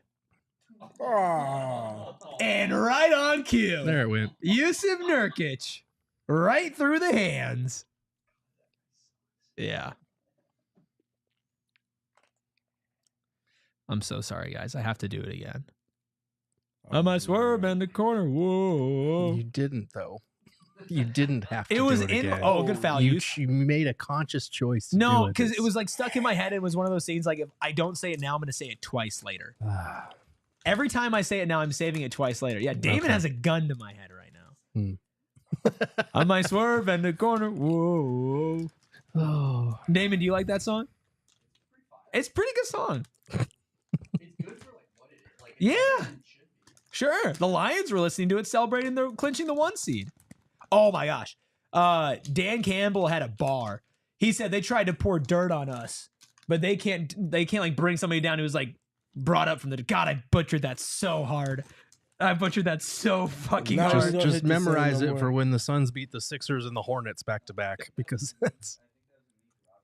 Oh, was it? It's not gonna hit the same no more.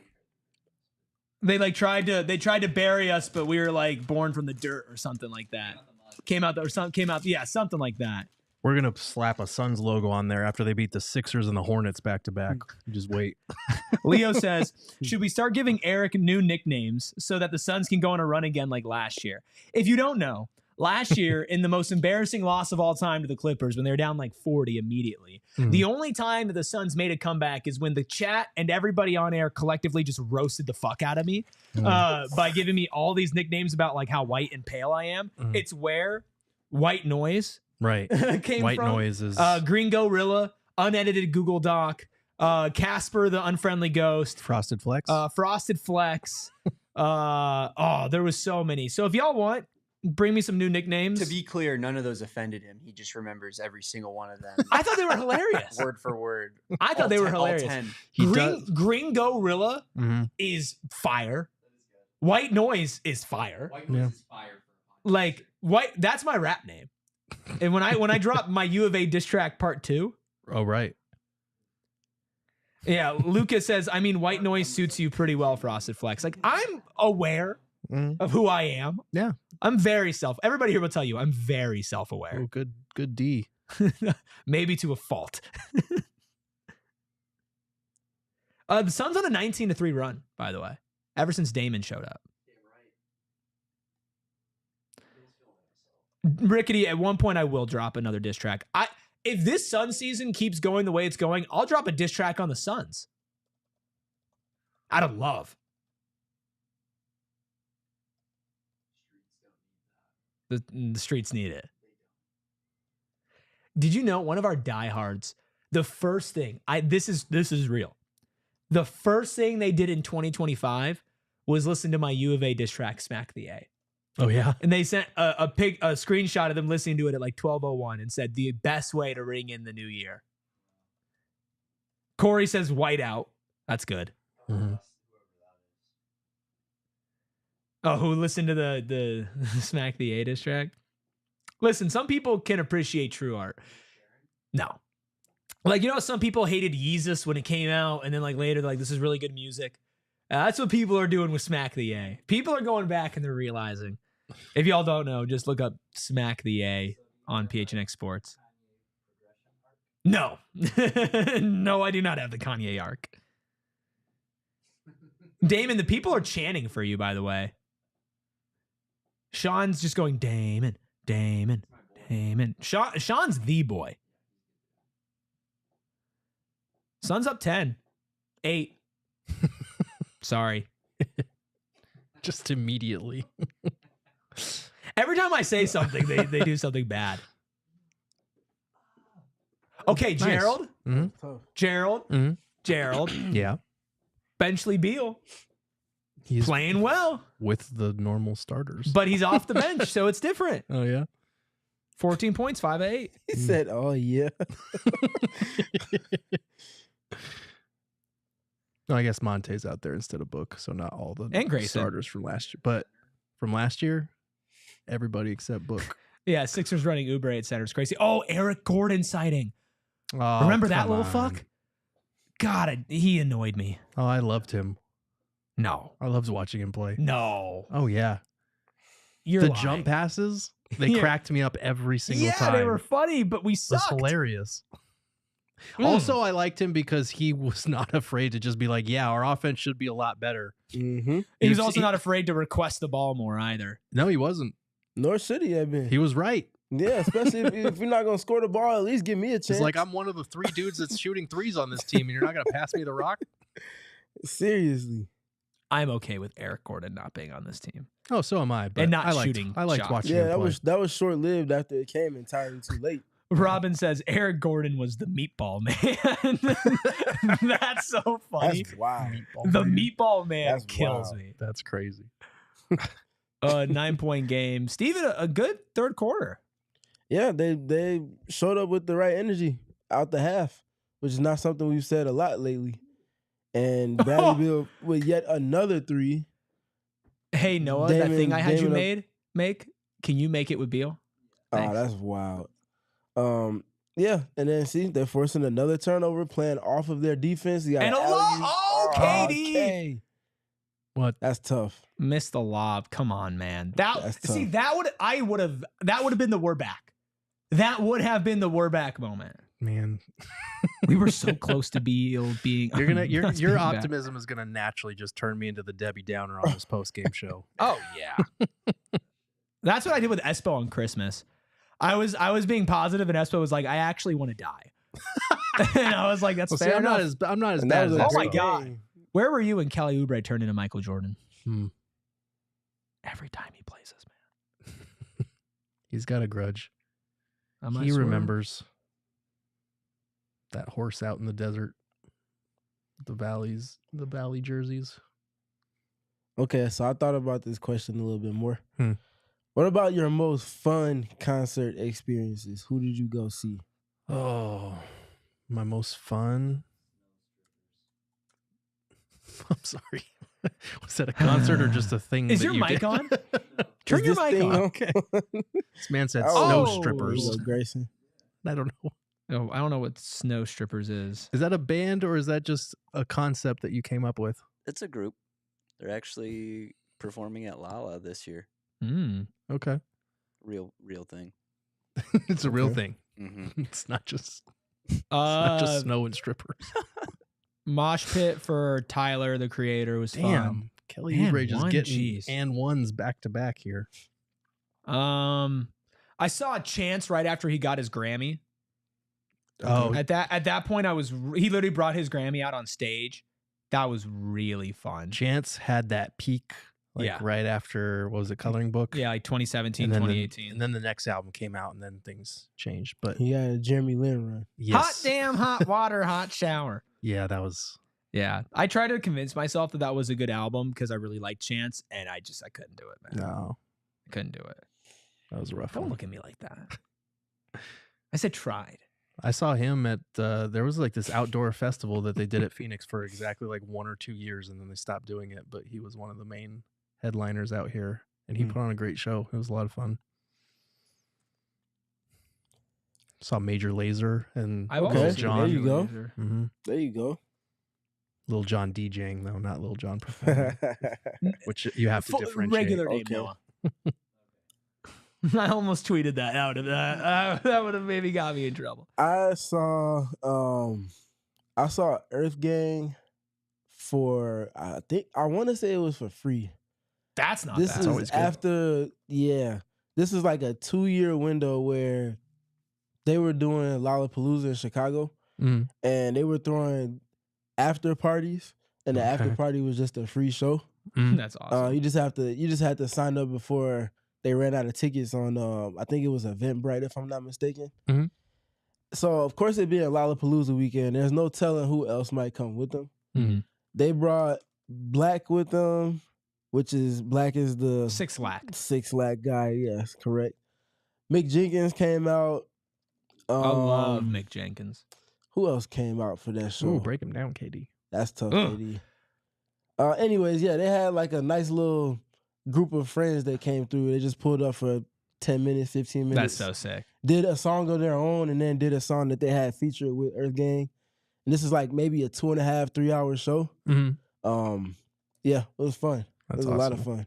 Wow Factor calling for a timeout. Wants Bud to take one. Suns up 6. Sixers are definitely making them work, but Suns have still been able to hold on to a lead. 40 seconds left in the third. Thank you, all of you, for being in here. Remember, we do have a post-game show. A couple minutes after this stream ends, we'll be doing live that. We'll be going for at least an hour, if not more, depending on what happens with this game. But so far, the new look Suns have saved everything. It's all better now. Everything Don't worry. is better. Oubre has a 2010 game already. Yeah. Jeez. He takes this revenge matchup very seriously.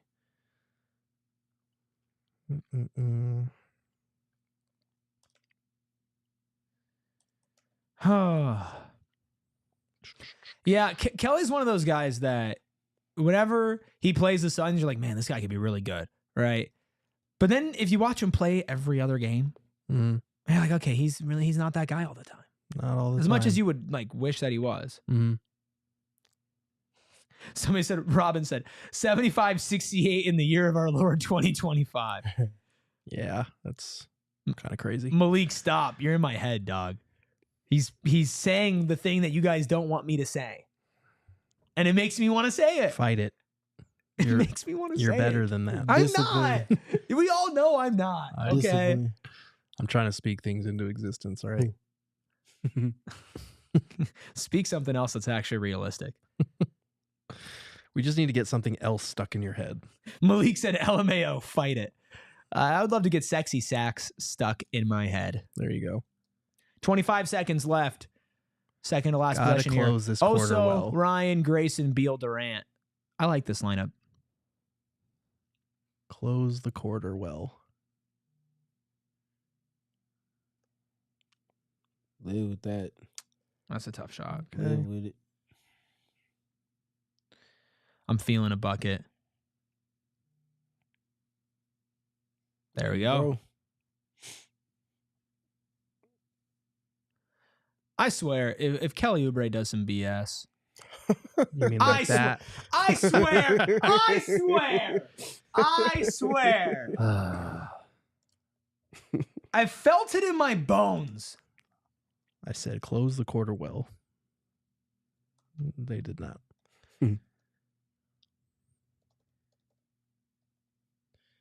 So what'd they close that quarter on? Because it felt like they had built up a 10-point lead at one point. Yeah, they were Yeah, 70-60. So they closed it 13-8. It's not terrible, but it's enough to chop your 10-point lead in half. Mm-hmm. Listen, just win the fucking game. I don't care.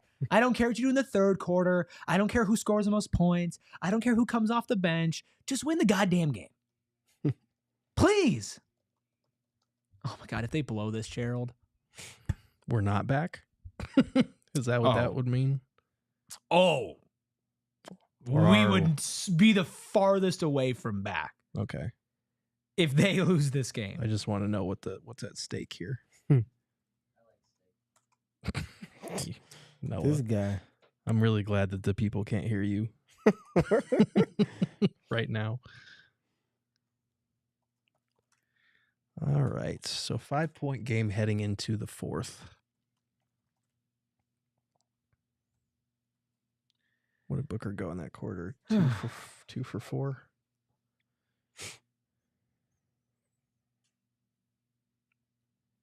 That dude says losing this game would be the final nail in the coffin, especially with Beal playing well and Booker putting up a stinker.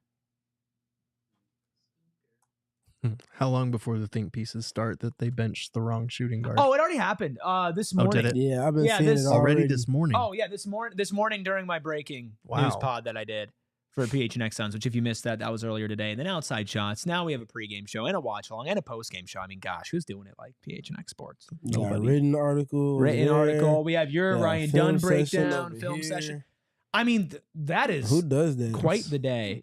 Who does that? Yeah, I had a bunch of people saying that they benched the wrong guard. That's crazy. Even somebody dropped a super chat. We are preemptively ahead of the curve, apparently. That's nuts.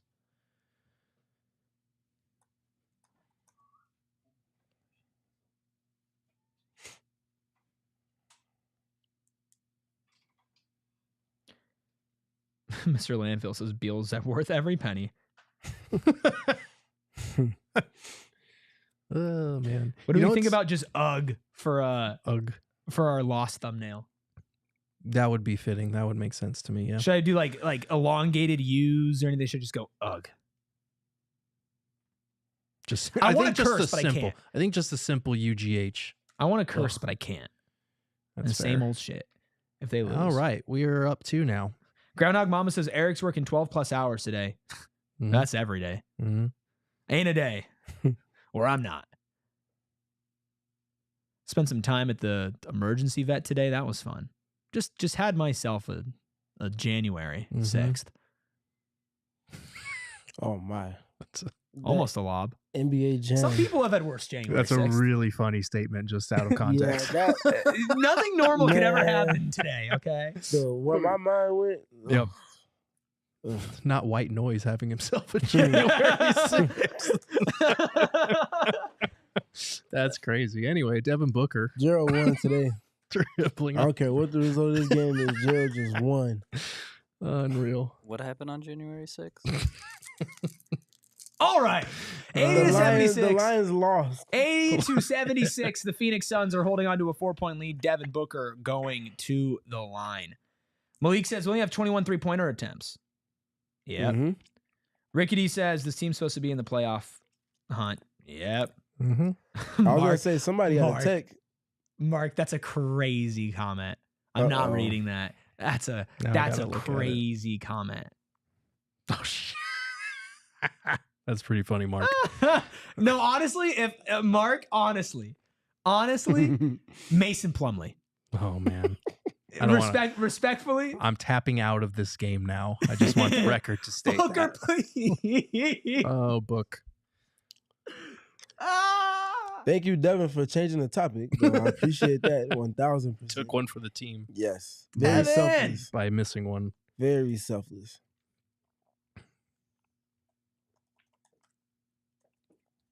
Mm-hmm. I guess we'll probably talk about this either way, but if the Suns lose this game, do you take anything positive from it? Or because for me personally, I would say nah. But I am curious to see if anyone disagrees with me. Because I will say, like, Beal's played well off the bench. Yeah. But this team is too far removed from moral victories where they should be for moral victories. Yes. I agree. Yeah. I just want to get out in front of it just in case. It doesn't take away from there being some positives, but not enough to. Yeah. There's one positive. There's one positive if they win this game. What's that? They won the fucking game. That's the only positive. Well, if they lose, though. Well, that's what we're talking about. If they lose? That's what we're talking about. If they sorry, I was too busy writing our headline and thumbnail. I'm not even entertaining that. We're winning the goddamn game.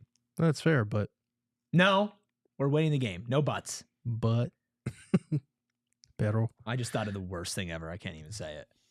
need one done. There it is. Mason liked that off the bench. It's like, hell yeah, Rook. Mm-hmm. I told y'all we're winning.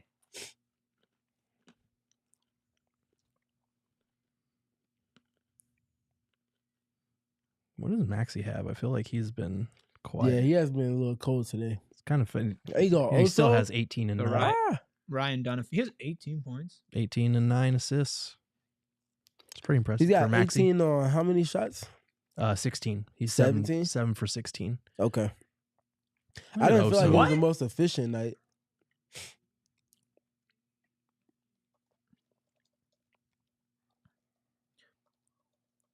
I almost did it again, guys.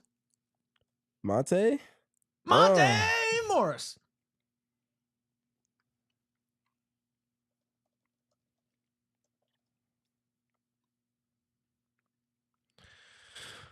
All right, double-digit lead. Nice. Okay. I couldn't tell if Maxey lost the ball there, but Oso's just had back-to-back defensive possessions where he stonewalled Paul George and Tyrese Maxey on ISOs. I love Oso, man. Good pass and up. Oh, in and out? Just shoot the first Good to one. great. No. Good to okay. Good to what? Huh. Should have just taken the Good first one. defense. Good defense. Yep. Hustle plays. Look at that. Oh. Ball's popping, but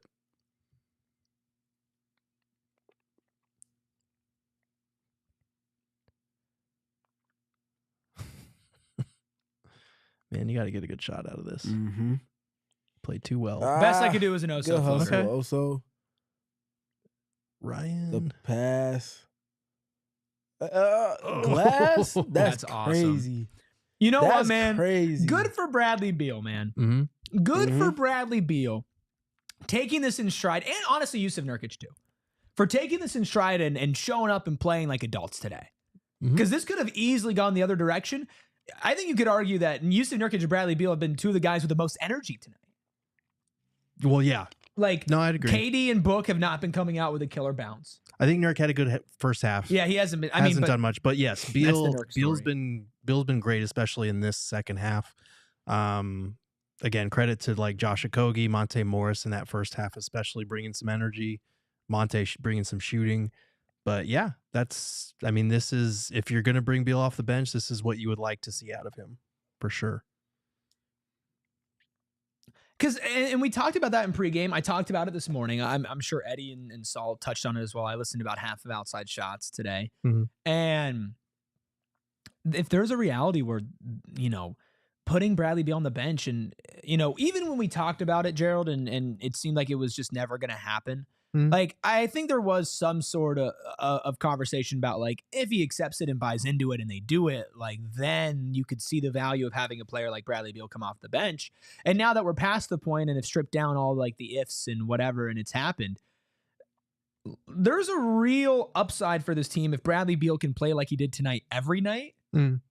Coming off the bench, I wonder if he closes tonight, but... He has to the way he's played. Yeah, but, he should be out there. Make him earn it, right? Make him earn closing. Make him earn his minutes every night, right? Put that fire under him. And he's seemingly responding well.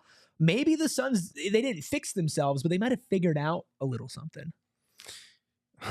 I'm going to be consistent with what I said in pregame. Give me takes, I'm damn not it. buying in to a win over the Sixers without Joel Embiid. Give me the takes. Okay, this is the biggest game of my life. I think, Gerald. I think they have a real opportunity here to put something together. If you look at this upcoming stretch, they have an opportunity to string together wins and to build themselves to the place where they need to be. But no, this performance is not going to convince me that they are, like, the whole point of this move has to be it elevates you to title contender status, because that's what the expectations have been for this team all season. Like, and whether they're realistic or not, that's the expectations that this front office, that this team themselves, that the fan base have for this group. So, I need to see it against winning teams before I'm like, oh yeah, the Suns are fixed now. But yes, string together wins starts with a game like this. Good to see. And Beal's playing really well off the bench. No, you can just go ahead and give me a loss on my bet.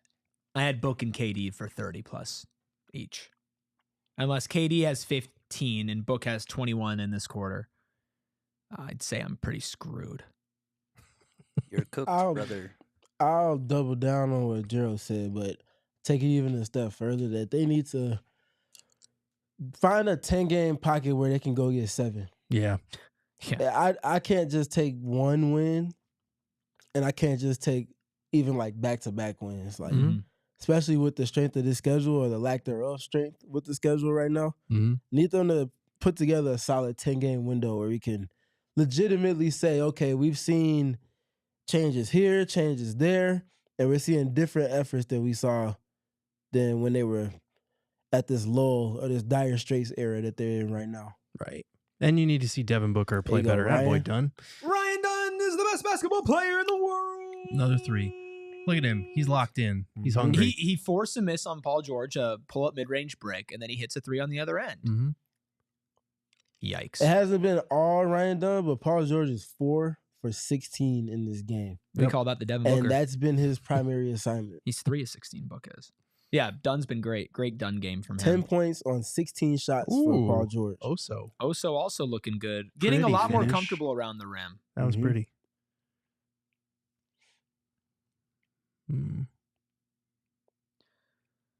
Oso's played some good defense tonight, too. Also on Paul George. Good help. Oh, it's a good pass. That's tough. It's a tough shot. That's still good defense, though. Yeah, it was. I would have loved to be a fly on the wall in the Suns locker room at halftime, because totally different team we're seeing here in the second half so far. And sometimes, like we mentioned, you just need some time to work through, especially when you make lineup changes, and some of these lineups are ones that you've rarely seen this season. So maybe that's part of it. But I mean, also, though, this game changed when Bradley Beal checked in. 52 bench points for Phoenix, 7 for the 76ers. 23 of that 52 for Mr. Beal. You know it's good when King Nacho's messaging about things besides Bradley Beal said, "What was that? Oh, so Rook's bringing the heat tonight." Yeah. Nacho, I love it when you are a normal participant in the chat. I know that you have good takes in there, and we'll give you credit. You talked about benching Bradley Beal. I think you're wrong about Bradley Beal not being a good basketball player, but he definitely, as far as the bench goes, through one game, he's feeling a little bit more comfortable there. But I really, really do enjoy when you are just a normal person in the chat, respectfully. Mike D says, baby goats for the young players. Addy says, young players bringing that energy. Lucas says, these rookies of ours are awesome. So glad we have them. T says, done locking PG up, laughing emoji. Rickety, Oso, my basketball muse. Don't let Oso leave this team, Ishbia. Ricky also asked where Clipboard was. I don't know where Clipboard is. Mike Budenholzer's Clipboard was there this morning for the emergency pod, but I have not seen him since. Yeah, Oso looking nice. Lucas says, I like Nacho either way. Tony York says, Durant in for Beal. Interesting. 6:30 left. Suns having a 12-point lead over the 76ers. This is the first night of a back-to-back. They take on the Charlotte Hornets tomorrow for another riveting installment of Suns basketball at 5 p.m. Nick Richards versus the world. Yeah, it's the Nick Richards tryout game. And then you get to see him again on Sunday.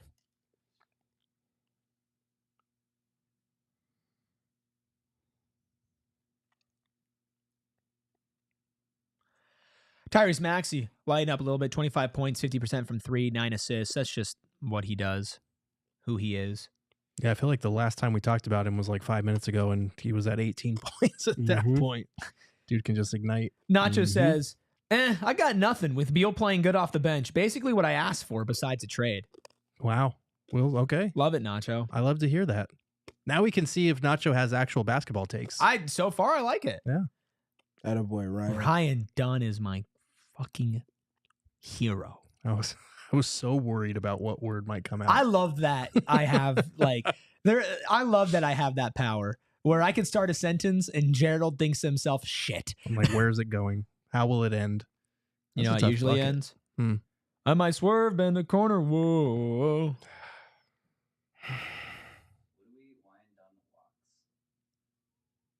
What? What? What? What? Did you speak like a baby on purpose, or what did you say? That's what I thought. All right. That's Noah, no. our producer, in case you didn't know. Unbelievable. Okay, Tyrese needs to like calm down a little bit because he's starting to do things that. Oh, book. He's good. Whoa, He just Olympics got hit beef by that reignited. bear. Abusele is a big dude, man. That is a large human being. Yeah. That one dunk he had in the Olympics, I think still gives people nightmares. Yeah. That was crazy. As Here's it a random should. question. Huh. Is Ryan Dunn going to play in the Rising Stars game? And if he does, is there a chance that we see Ryan Dunn in the All-Star game? That's a good question. Pretty damn cool, huh? It would be if I didn't hate that format so much. Well, I tell you, if he comes out there playing defense, Mm-hmm. that'll be the last one that he gets invited to. Yeah, he's not getting invited to any of these games anymore. They're like, hey man, who told this? Tell this kid it's not what we do in this game. As he just casually gets a block. Mm-hmm. Oh, That that's was a the end foul? one. I feel like the foul was Brad Beal swiping down right, like that was- earlier in the play. They gave it to Yo. that softer version. Joe That's says crazy. Eric Watch Along Ruby. That's the new name. Watch along Instead of with me. Mr. Watch and Play, I'm Mr. Watch Yeah, I don't Along. like Mr. Watch and Play. That's Yo, Mr. Watch and Play in Super Smash Bros. If you know how to use him, You mean Game and Watch? oh, Game and Watch, whatever. My bad. It's like Sounds like Watch and who? Play. Game and Watch, my bad. Mr. Game and Watch. From My bad. Super Smash That Bros. dude's great. If you know how to use him, Mhm. he's crazy good. Yeah. Abandoned Video says it's wild they had a 16-point first quarter and a 36-point third quarter. It's like the opposite. They switched those. Mm-hmm. Malik says, how many watch-alongs for the remainder of the year? Don't have a specific number. We kind of do it when the games warrant. Doing it for all 82 is just It's grueling. it's a little much. But we'll do at least a couple more before the end of the season. I'd say probably 4 or 5 more. Playoff games, if we're not doing live shows, we'll do some watch-alongs as well. Mm.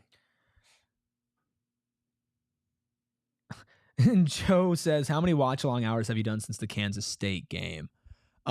Since that, I think we've done one Suns watch-along. That's about 2.5 hours. And then we've done the Clemson, Texas watch-along. That was about 4 hours. And then 4 hours for Texas ASU I was gonna say, watch-along. You probably about 14, 15 hours now. I did 6 hours straight on air on January 1st. That's how I started my new year.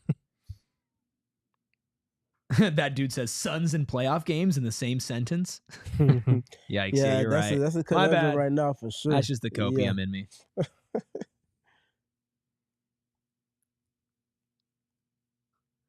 King Nacho says, anyone remember when Michael Beasley, Suns legend, played at Kansas State? Dude, Michael Beasley was He was a that dude. bucket. That dude. Miami was out of their mind for picking him over Derrick Rose. Yeah. Still, but he Mhm. was a bucket in college for He sure. was. Yeah, he was a top 2 pick. He was a professional bucket on the college level. Yeah. He was a top 2 pick for sure, but he wasn't number 1. Mark R says, I hope Dunn or Oso don't get included somehow in a move at the deadline. I can't see it. If they do that, it better be for multiple first round picks.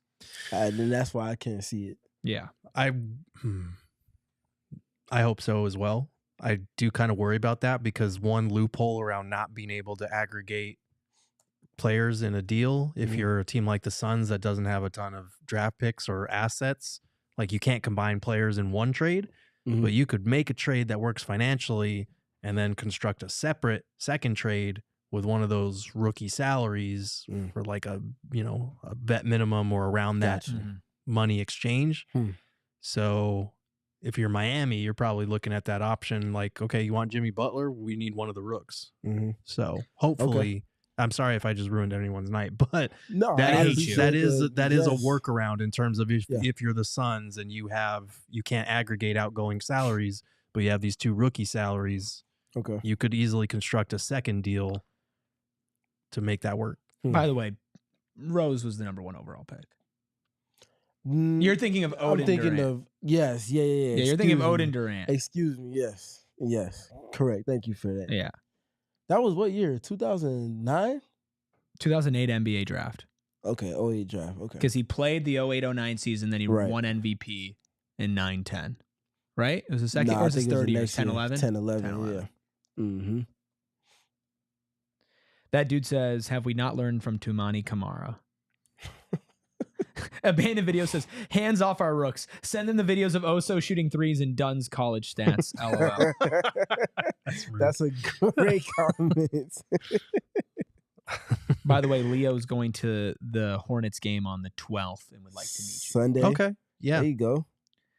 Leo, I will meet you outside section 102 at halftime on the 12th. There you go. There you go. Look at that, Leo. Section 102 at halftime. Be there, be square. Come say hello in the concourse area. Also, Gerald's address, if you want to reach him there, is his phone number. This man. I don't know why you gave me your social security number. But, Right. I don't know how you got that. Well, it's very easy to scheme and plot nowadays. Ah, I see. Okay. You know those fake work emails that some places give you to like see if you're like susceptible to like phishing schemes or whatever? I'm that person. Are you? Yeah, I'm the phishing. You know the UPS package that you have out for delivery that can't be delivered? Yeah. That's all me. Oh, no. It's all me in my free time. Damn. Yeah, that's a tough one. I'm kidding. Maybe. Maybe. Mike D says Book and PG are really having a mid-off tonight. A little bit. Little bit. I wanted to say it again. Oh. Please don't. You were doing so well. They need to make him saying that like a swear jar. Mm-hmm. Brad is just getting downhill whenever he wants to this game, and that is exactly how they need him to play. Mm-hmm. I feel like that set the table for everything that he's put forth in the scoring department in tonight's game. Notice it looks like they're closing with the big three and the two rookies. Mm-hmm. I don't think that's by accident. No. Not at all. Should this be the starting lineup? I am not going to comment because people are going to fillet me for what I have to say about it. 101.90. But honestly, with the lineup data that we spoke to last week, and I think we spoke about it in one of our recent post games as well, the rookies with KD on the court have been by far their best defensive lineups at over 100 possessions. And to get the most out of that lineup, obviously you have to insulate them with offense. So naturally you put Bradley Beal and Devin Booker in the lineup with your three best defenders. Mm-hmm. You're gonna get positive play out of that in some capacity. It's just a matter of how much. So I like Bud. This feels like one of their most attention to detail games in terms of we're putting these players in these lineups for these reasons, and we're just gonna rock out and see how we get results from it. Mm-hmm. Yeah. It's all got to be results oriented. This is definitely the first time they've closed with this lineup this season. For sure. 101.90, 3:19 left. Devin Booker dribbling around half court. Double teams for Book. Nice. One more. Yeah. Yep. I mean, any There you possession that ends with Kevin Durant wide go. open anywhere is a great possession. And you know, for anybody that's been following me, the Suns, this feels like one of their more organized offensive games, and it should look familiar. They've run a lot of spin, pick, and roll in the fourth quarter. They just ran it there and got an easy bucket on the backside after two passes. Mm-hmm. Just little things like that. This team has outlets to get back to being that team that we know they can be. I hope so. They just have to lean into it the right way. And that's the thing where somebody asked in our diehard Discord just for the slightest bit of hope. And I said, this team is talented enough to think there is a possibility that the slightest change could fix a lot. Now, would it fix them to be like runaway title contenders? No, but to bring the joy back and to, feel like we're a good team again, I think so. Mm-hmm. And maybe this is that move. Maybe you still have to figure out rotations in that starting unit. Maybe Oso needs to be in the starting unit, but tonight was a good first step if they can hold on and win this game. towards reclaiming that identity of who they were at the start of the season. Mm-hmm. Yeah, now is, like we've been saying, now is the time to build, to stack some wins, and this change was never going to make them look like title contenders overnight, but if you can start to especially take advantage of this upcoming stretch where you've got a favorable batch of opponents coming up, maybe you can build it and snowball it into something good to where when you are playing those types of opponents, you got a lot more confidence than you did, 48 hours ago. Mm-hmm.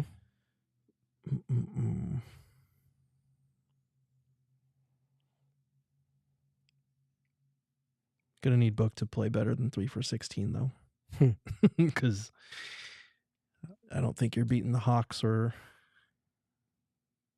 any of these teams if he continues to play like that.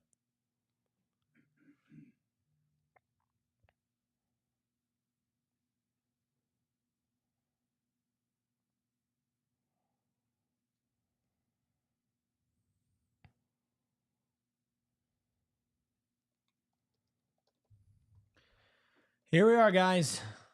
Precipice of what could be, maybe, possibly, the slightest little twinkle of hope in a hopeless place. Alec with a $5 super chat. Thank you, Alex. Says, great game, but is it too late given trade deadline coming, or can we wait a few more games and see if this change works? I mean, there's still a lot of time between now and the trade deadline. Like, trade deadline is a month away. Yeah. So you still have a lot of time. There's a lot of games between now and then. But no, like, again, going to need to see a lot more than this one game over the Joel Embiid-less 76ers before I'm thinking that this team has fixed itself. Yeah, baby steps, right? You lose to a Ja Morant-less Memphis Grizzlies, right? You are slowly fading away into under oblivion, under 500. You make a drastic change, you move a couple players to the bench, change up your starting lineup. Mike Budenholzer is reviewing this call. And if you're able to get a win, like that's the bar right now, is get a win. If they didn't bench Beal and they didn't bench Nurkic tonight, I would have picked the 76ers to win. Wholeheartedly. I would have picked them to win by like 5 to 10. Yeah. And I think they would have lost. I think they would have lost if they did not make that move to put Beal and to put Nurk on the bench because of how Bradley Beal has played. And even Nurk for half the time that he was out there as well. Yeah, what did Nurk? He got 14 minutes tonight. Oso got 18. I like that. Mason got 13. So they played their best center the most amount of minutes. That's what I like out of that. Yep. And I'll say, too, with playing Oso more, the versatility that you can lean into, you might not have to push it to the forefront, but to have it as your safety valve when things do break down has been greatly beneficial for their defense tonight. A couple of the stops that you talked about early in the fourth quarter where you got to stop against Maxey and then Paul George, or George and Maxey, whichever way, came after he switched with Ryan Dunn after they forced him to go into multiple pick and roll. So that just being a template for something that they need to lean a whole lot more into just because of the way that their roster is set up at this moment. Yeah. Tyus Jones only playing 20 minutes tonight. Mason Plumlee, 13 minutes tonight. Nurkic, 14 minutes tonight. Monte has played more minutes than Tyus, which I think is interesting. That Played is a high interesting. hand. Yeah, Monte's been good. Buzz been going with but the better players. Monte only has 7. Tyus has 5, right? So, but Tyus was 2 for 7, 1 for 4 It's the from feel 3. for Monte's game for It's sure. Gucci. Sorry. As Gerald was speaking to with Monte and his drives, they've hit again tonight. His defensive activity has been there. Handful of the Suns' most effective lineups in this one. The first half one with Bradley Beal where he was going crazy, Monte was out there leading the pack. Couple of the second half lineups as well. He's just been a key piece for them the last week and a half now. Plus 11 for Monte Morris tonight in 22 minutes. Plus 18 team high for Bradley Beal. 23 points in 27 minutes. 23 points also a team high. KD 20. Book 10. 35 minutes, most minutes on the court tonight. Devin Booker, 3 for 6. He is your 3 for 16. 3 for 16. He is your 5th leading scorer, I believe. Well, he took 4. 16 shots. 4th leading scorer. He's taken the most shots this game. Yeah. Plus 13. Hey, I'm not mad at him only taking 16 if he's only made 3. That Mhm. means he's not. that's that means fine. he's not pushing it. He has 9 assists, He does. or somebody says he has 10 assists. I see 9. And he only has 1 turnover on top of all of that. Sure, so but he's not Devin pressing Booker, crazy. right? You're No. somebody tweeted it. No, for sure. But I'm not trying to make an excuse for Yeah. him. But I'm saying if you know you don't have the rhythm and the team is playing well, don't break the rhythm of everyone else trying to get you on. For sure. So I forget who it was. I don't know if it was Kellen or Mike or Sam, but somebody in the Suns community tweeted that none of this matters if Devin Booker's going to play like Rajon Rondo. Right. I think that was Mike, yeah. I think like the passing is great. Like I want him to keep passing. I see it. Oh, That was a good look. He's gotta execute it. Get it there. Yep. It was He there. always has the vision and the read down. It's just a matter of understanding. I think especially going from college to the NBA, Yep. That's you miss what's the word? You underestimate it. the length and the speed that guys can close those passing lanes sometimes. Yep. I think as he continues to get more minutes, he's gonna be able to make those feeds a lot more consistently. Mm-hmm. Also with a turnaround 3 at the buzzer, brick. Yeah, that's a late shot clock push shot right there. Show that footage to whoever wants to trade for him. Yep. He's ours. See, he's not that good. And then Ryan Dunn forces a Tyrese Maxey miss. Yeah, nobody's touching that dude with the ball into the rim. He's gonna go untouched on that one.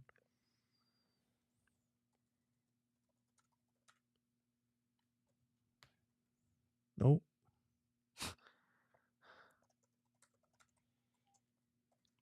Finish the game, man. Just finish the game. Finish the game. Just finish it. Mm-hmm.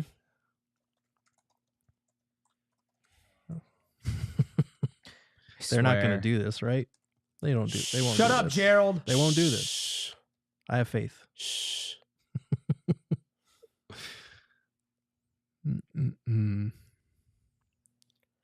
Gosh, man. Just generate a good look and it's over. Nice. That's a good look. That's a sensational. And look. it's over. Bang! There you go. Mm-hmm. And they did that without a point guard. That's crazy. Mm-hmm.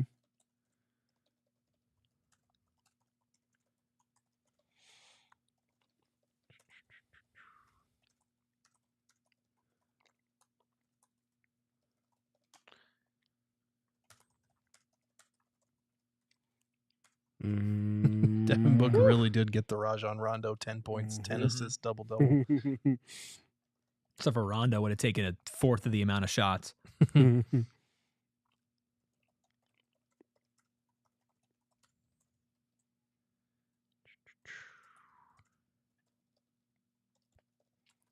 What is it called? Goaltending here?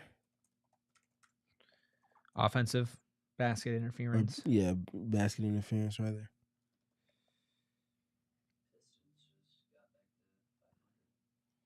Cade has been going crazy.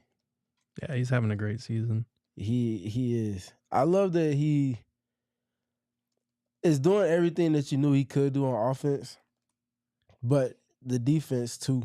Yeah. To match it. And it's not like he's playing like 32, 33 minutes. He's playing like every minute possible. Yep. And guarding Kevin Durant on the other end, guarding whoever it is that's the best player on the other side of the court. Much respect for him. Dude. Restoring that mid-2000s feeling. One thing I appreciated about watching Book get it out of the mud as such a young player was that I see national media and fan bases just so quick to write off young players who are just in the most terrible situations. Mm-hmm. People who are out on Cade Cunningham blew my mind. Yeah. He never gave you a reason to. Never. He was just in a shitty situation. I don't think there's a worse basketball situation that you could have been drafted into. The Phoenix Suns. The last couple of seasons.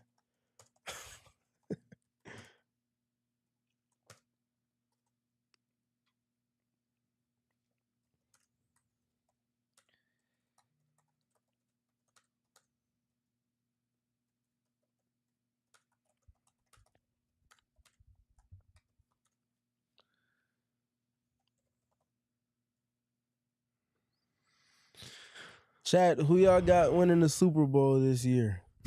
Let us know. Lions, Detroit Lions. Detroit Lions. Watch your mouth back there, boy. Very curious. Feels like one of the more open NFL playoff seasons coming up right now. It's not open at all. 107-96. Fuck the Detroit Lions. The Phoenix Suns are winning a basketball game. Oso, ISO, guarding Kelly, stays on his feet, forces the miss. Oso Iguodala and Ryan Dunn. KD? Ryan was wide open. Wide open. King Nacho says Lions. Mark says Chiefs. JC says the Chargers. Yeah, I don't know, man. The Chiefs have seemed so vulnerable, and yet they're just... Don't take the bait. They have the most insane luck on their side. I don't even know if I can pick against them. There's luck, and you have a literal alien at quarterback. Mm-hmm. Well, guys, gals, everybody. They did it. The Phoenix Suns did it. They're back. They won a game. They're back. We are going to end this broadcast here. Make sure all of you jump over to the PHNX Suns post-game show. We'll be breaking down the good, the bad, the ugly, everything in between. We'll see you in just a couple of minutes. Don't go far. Hello, you are crazy. We all silly like the mayor.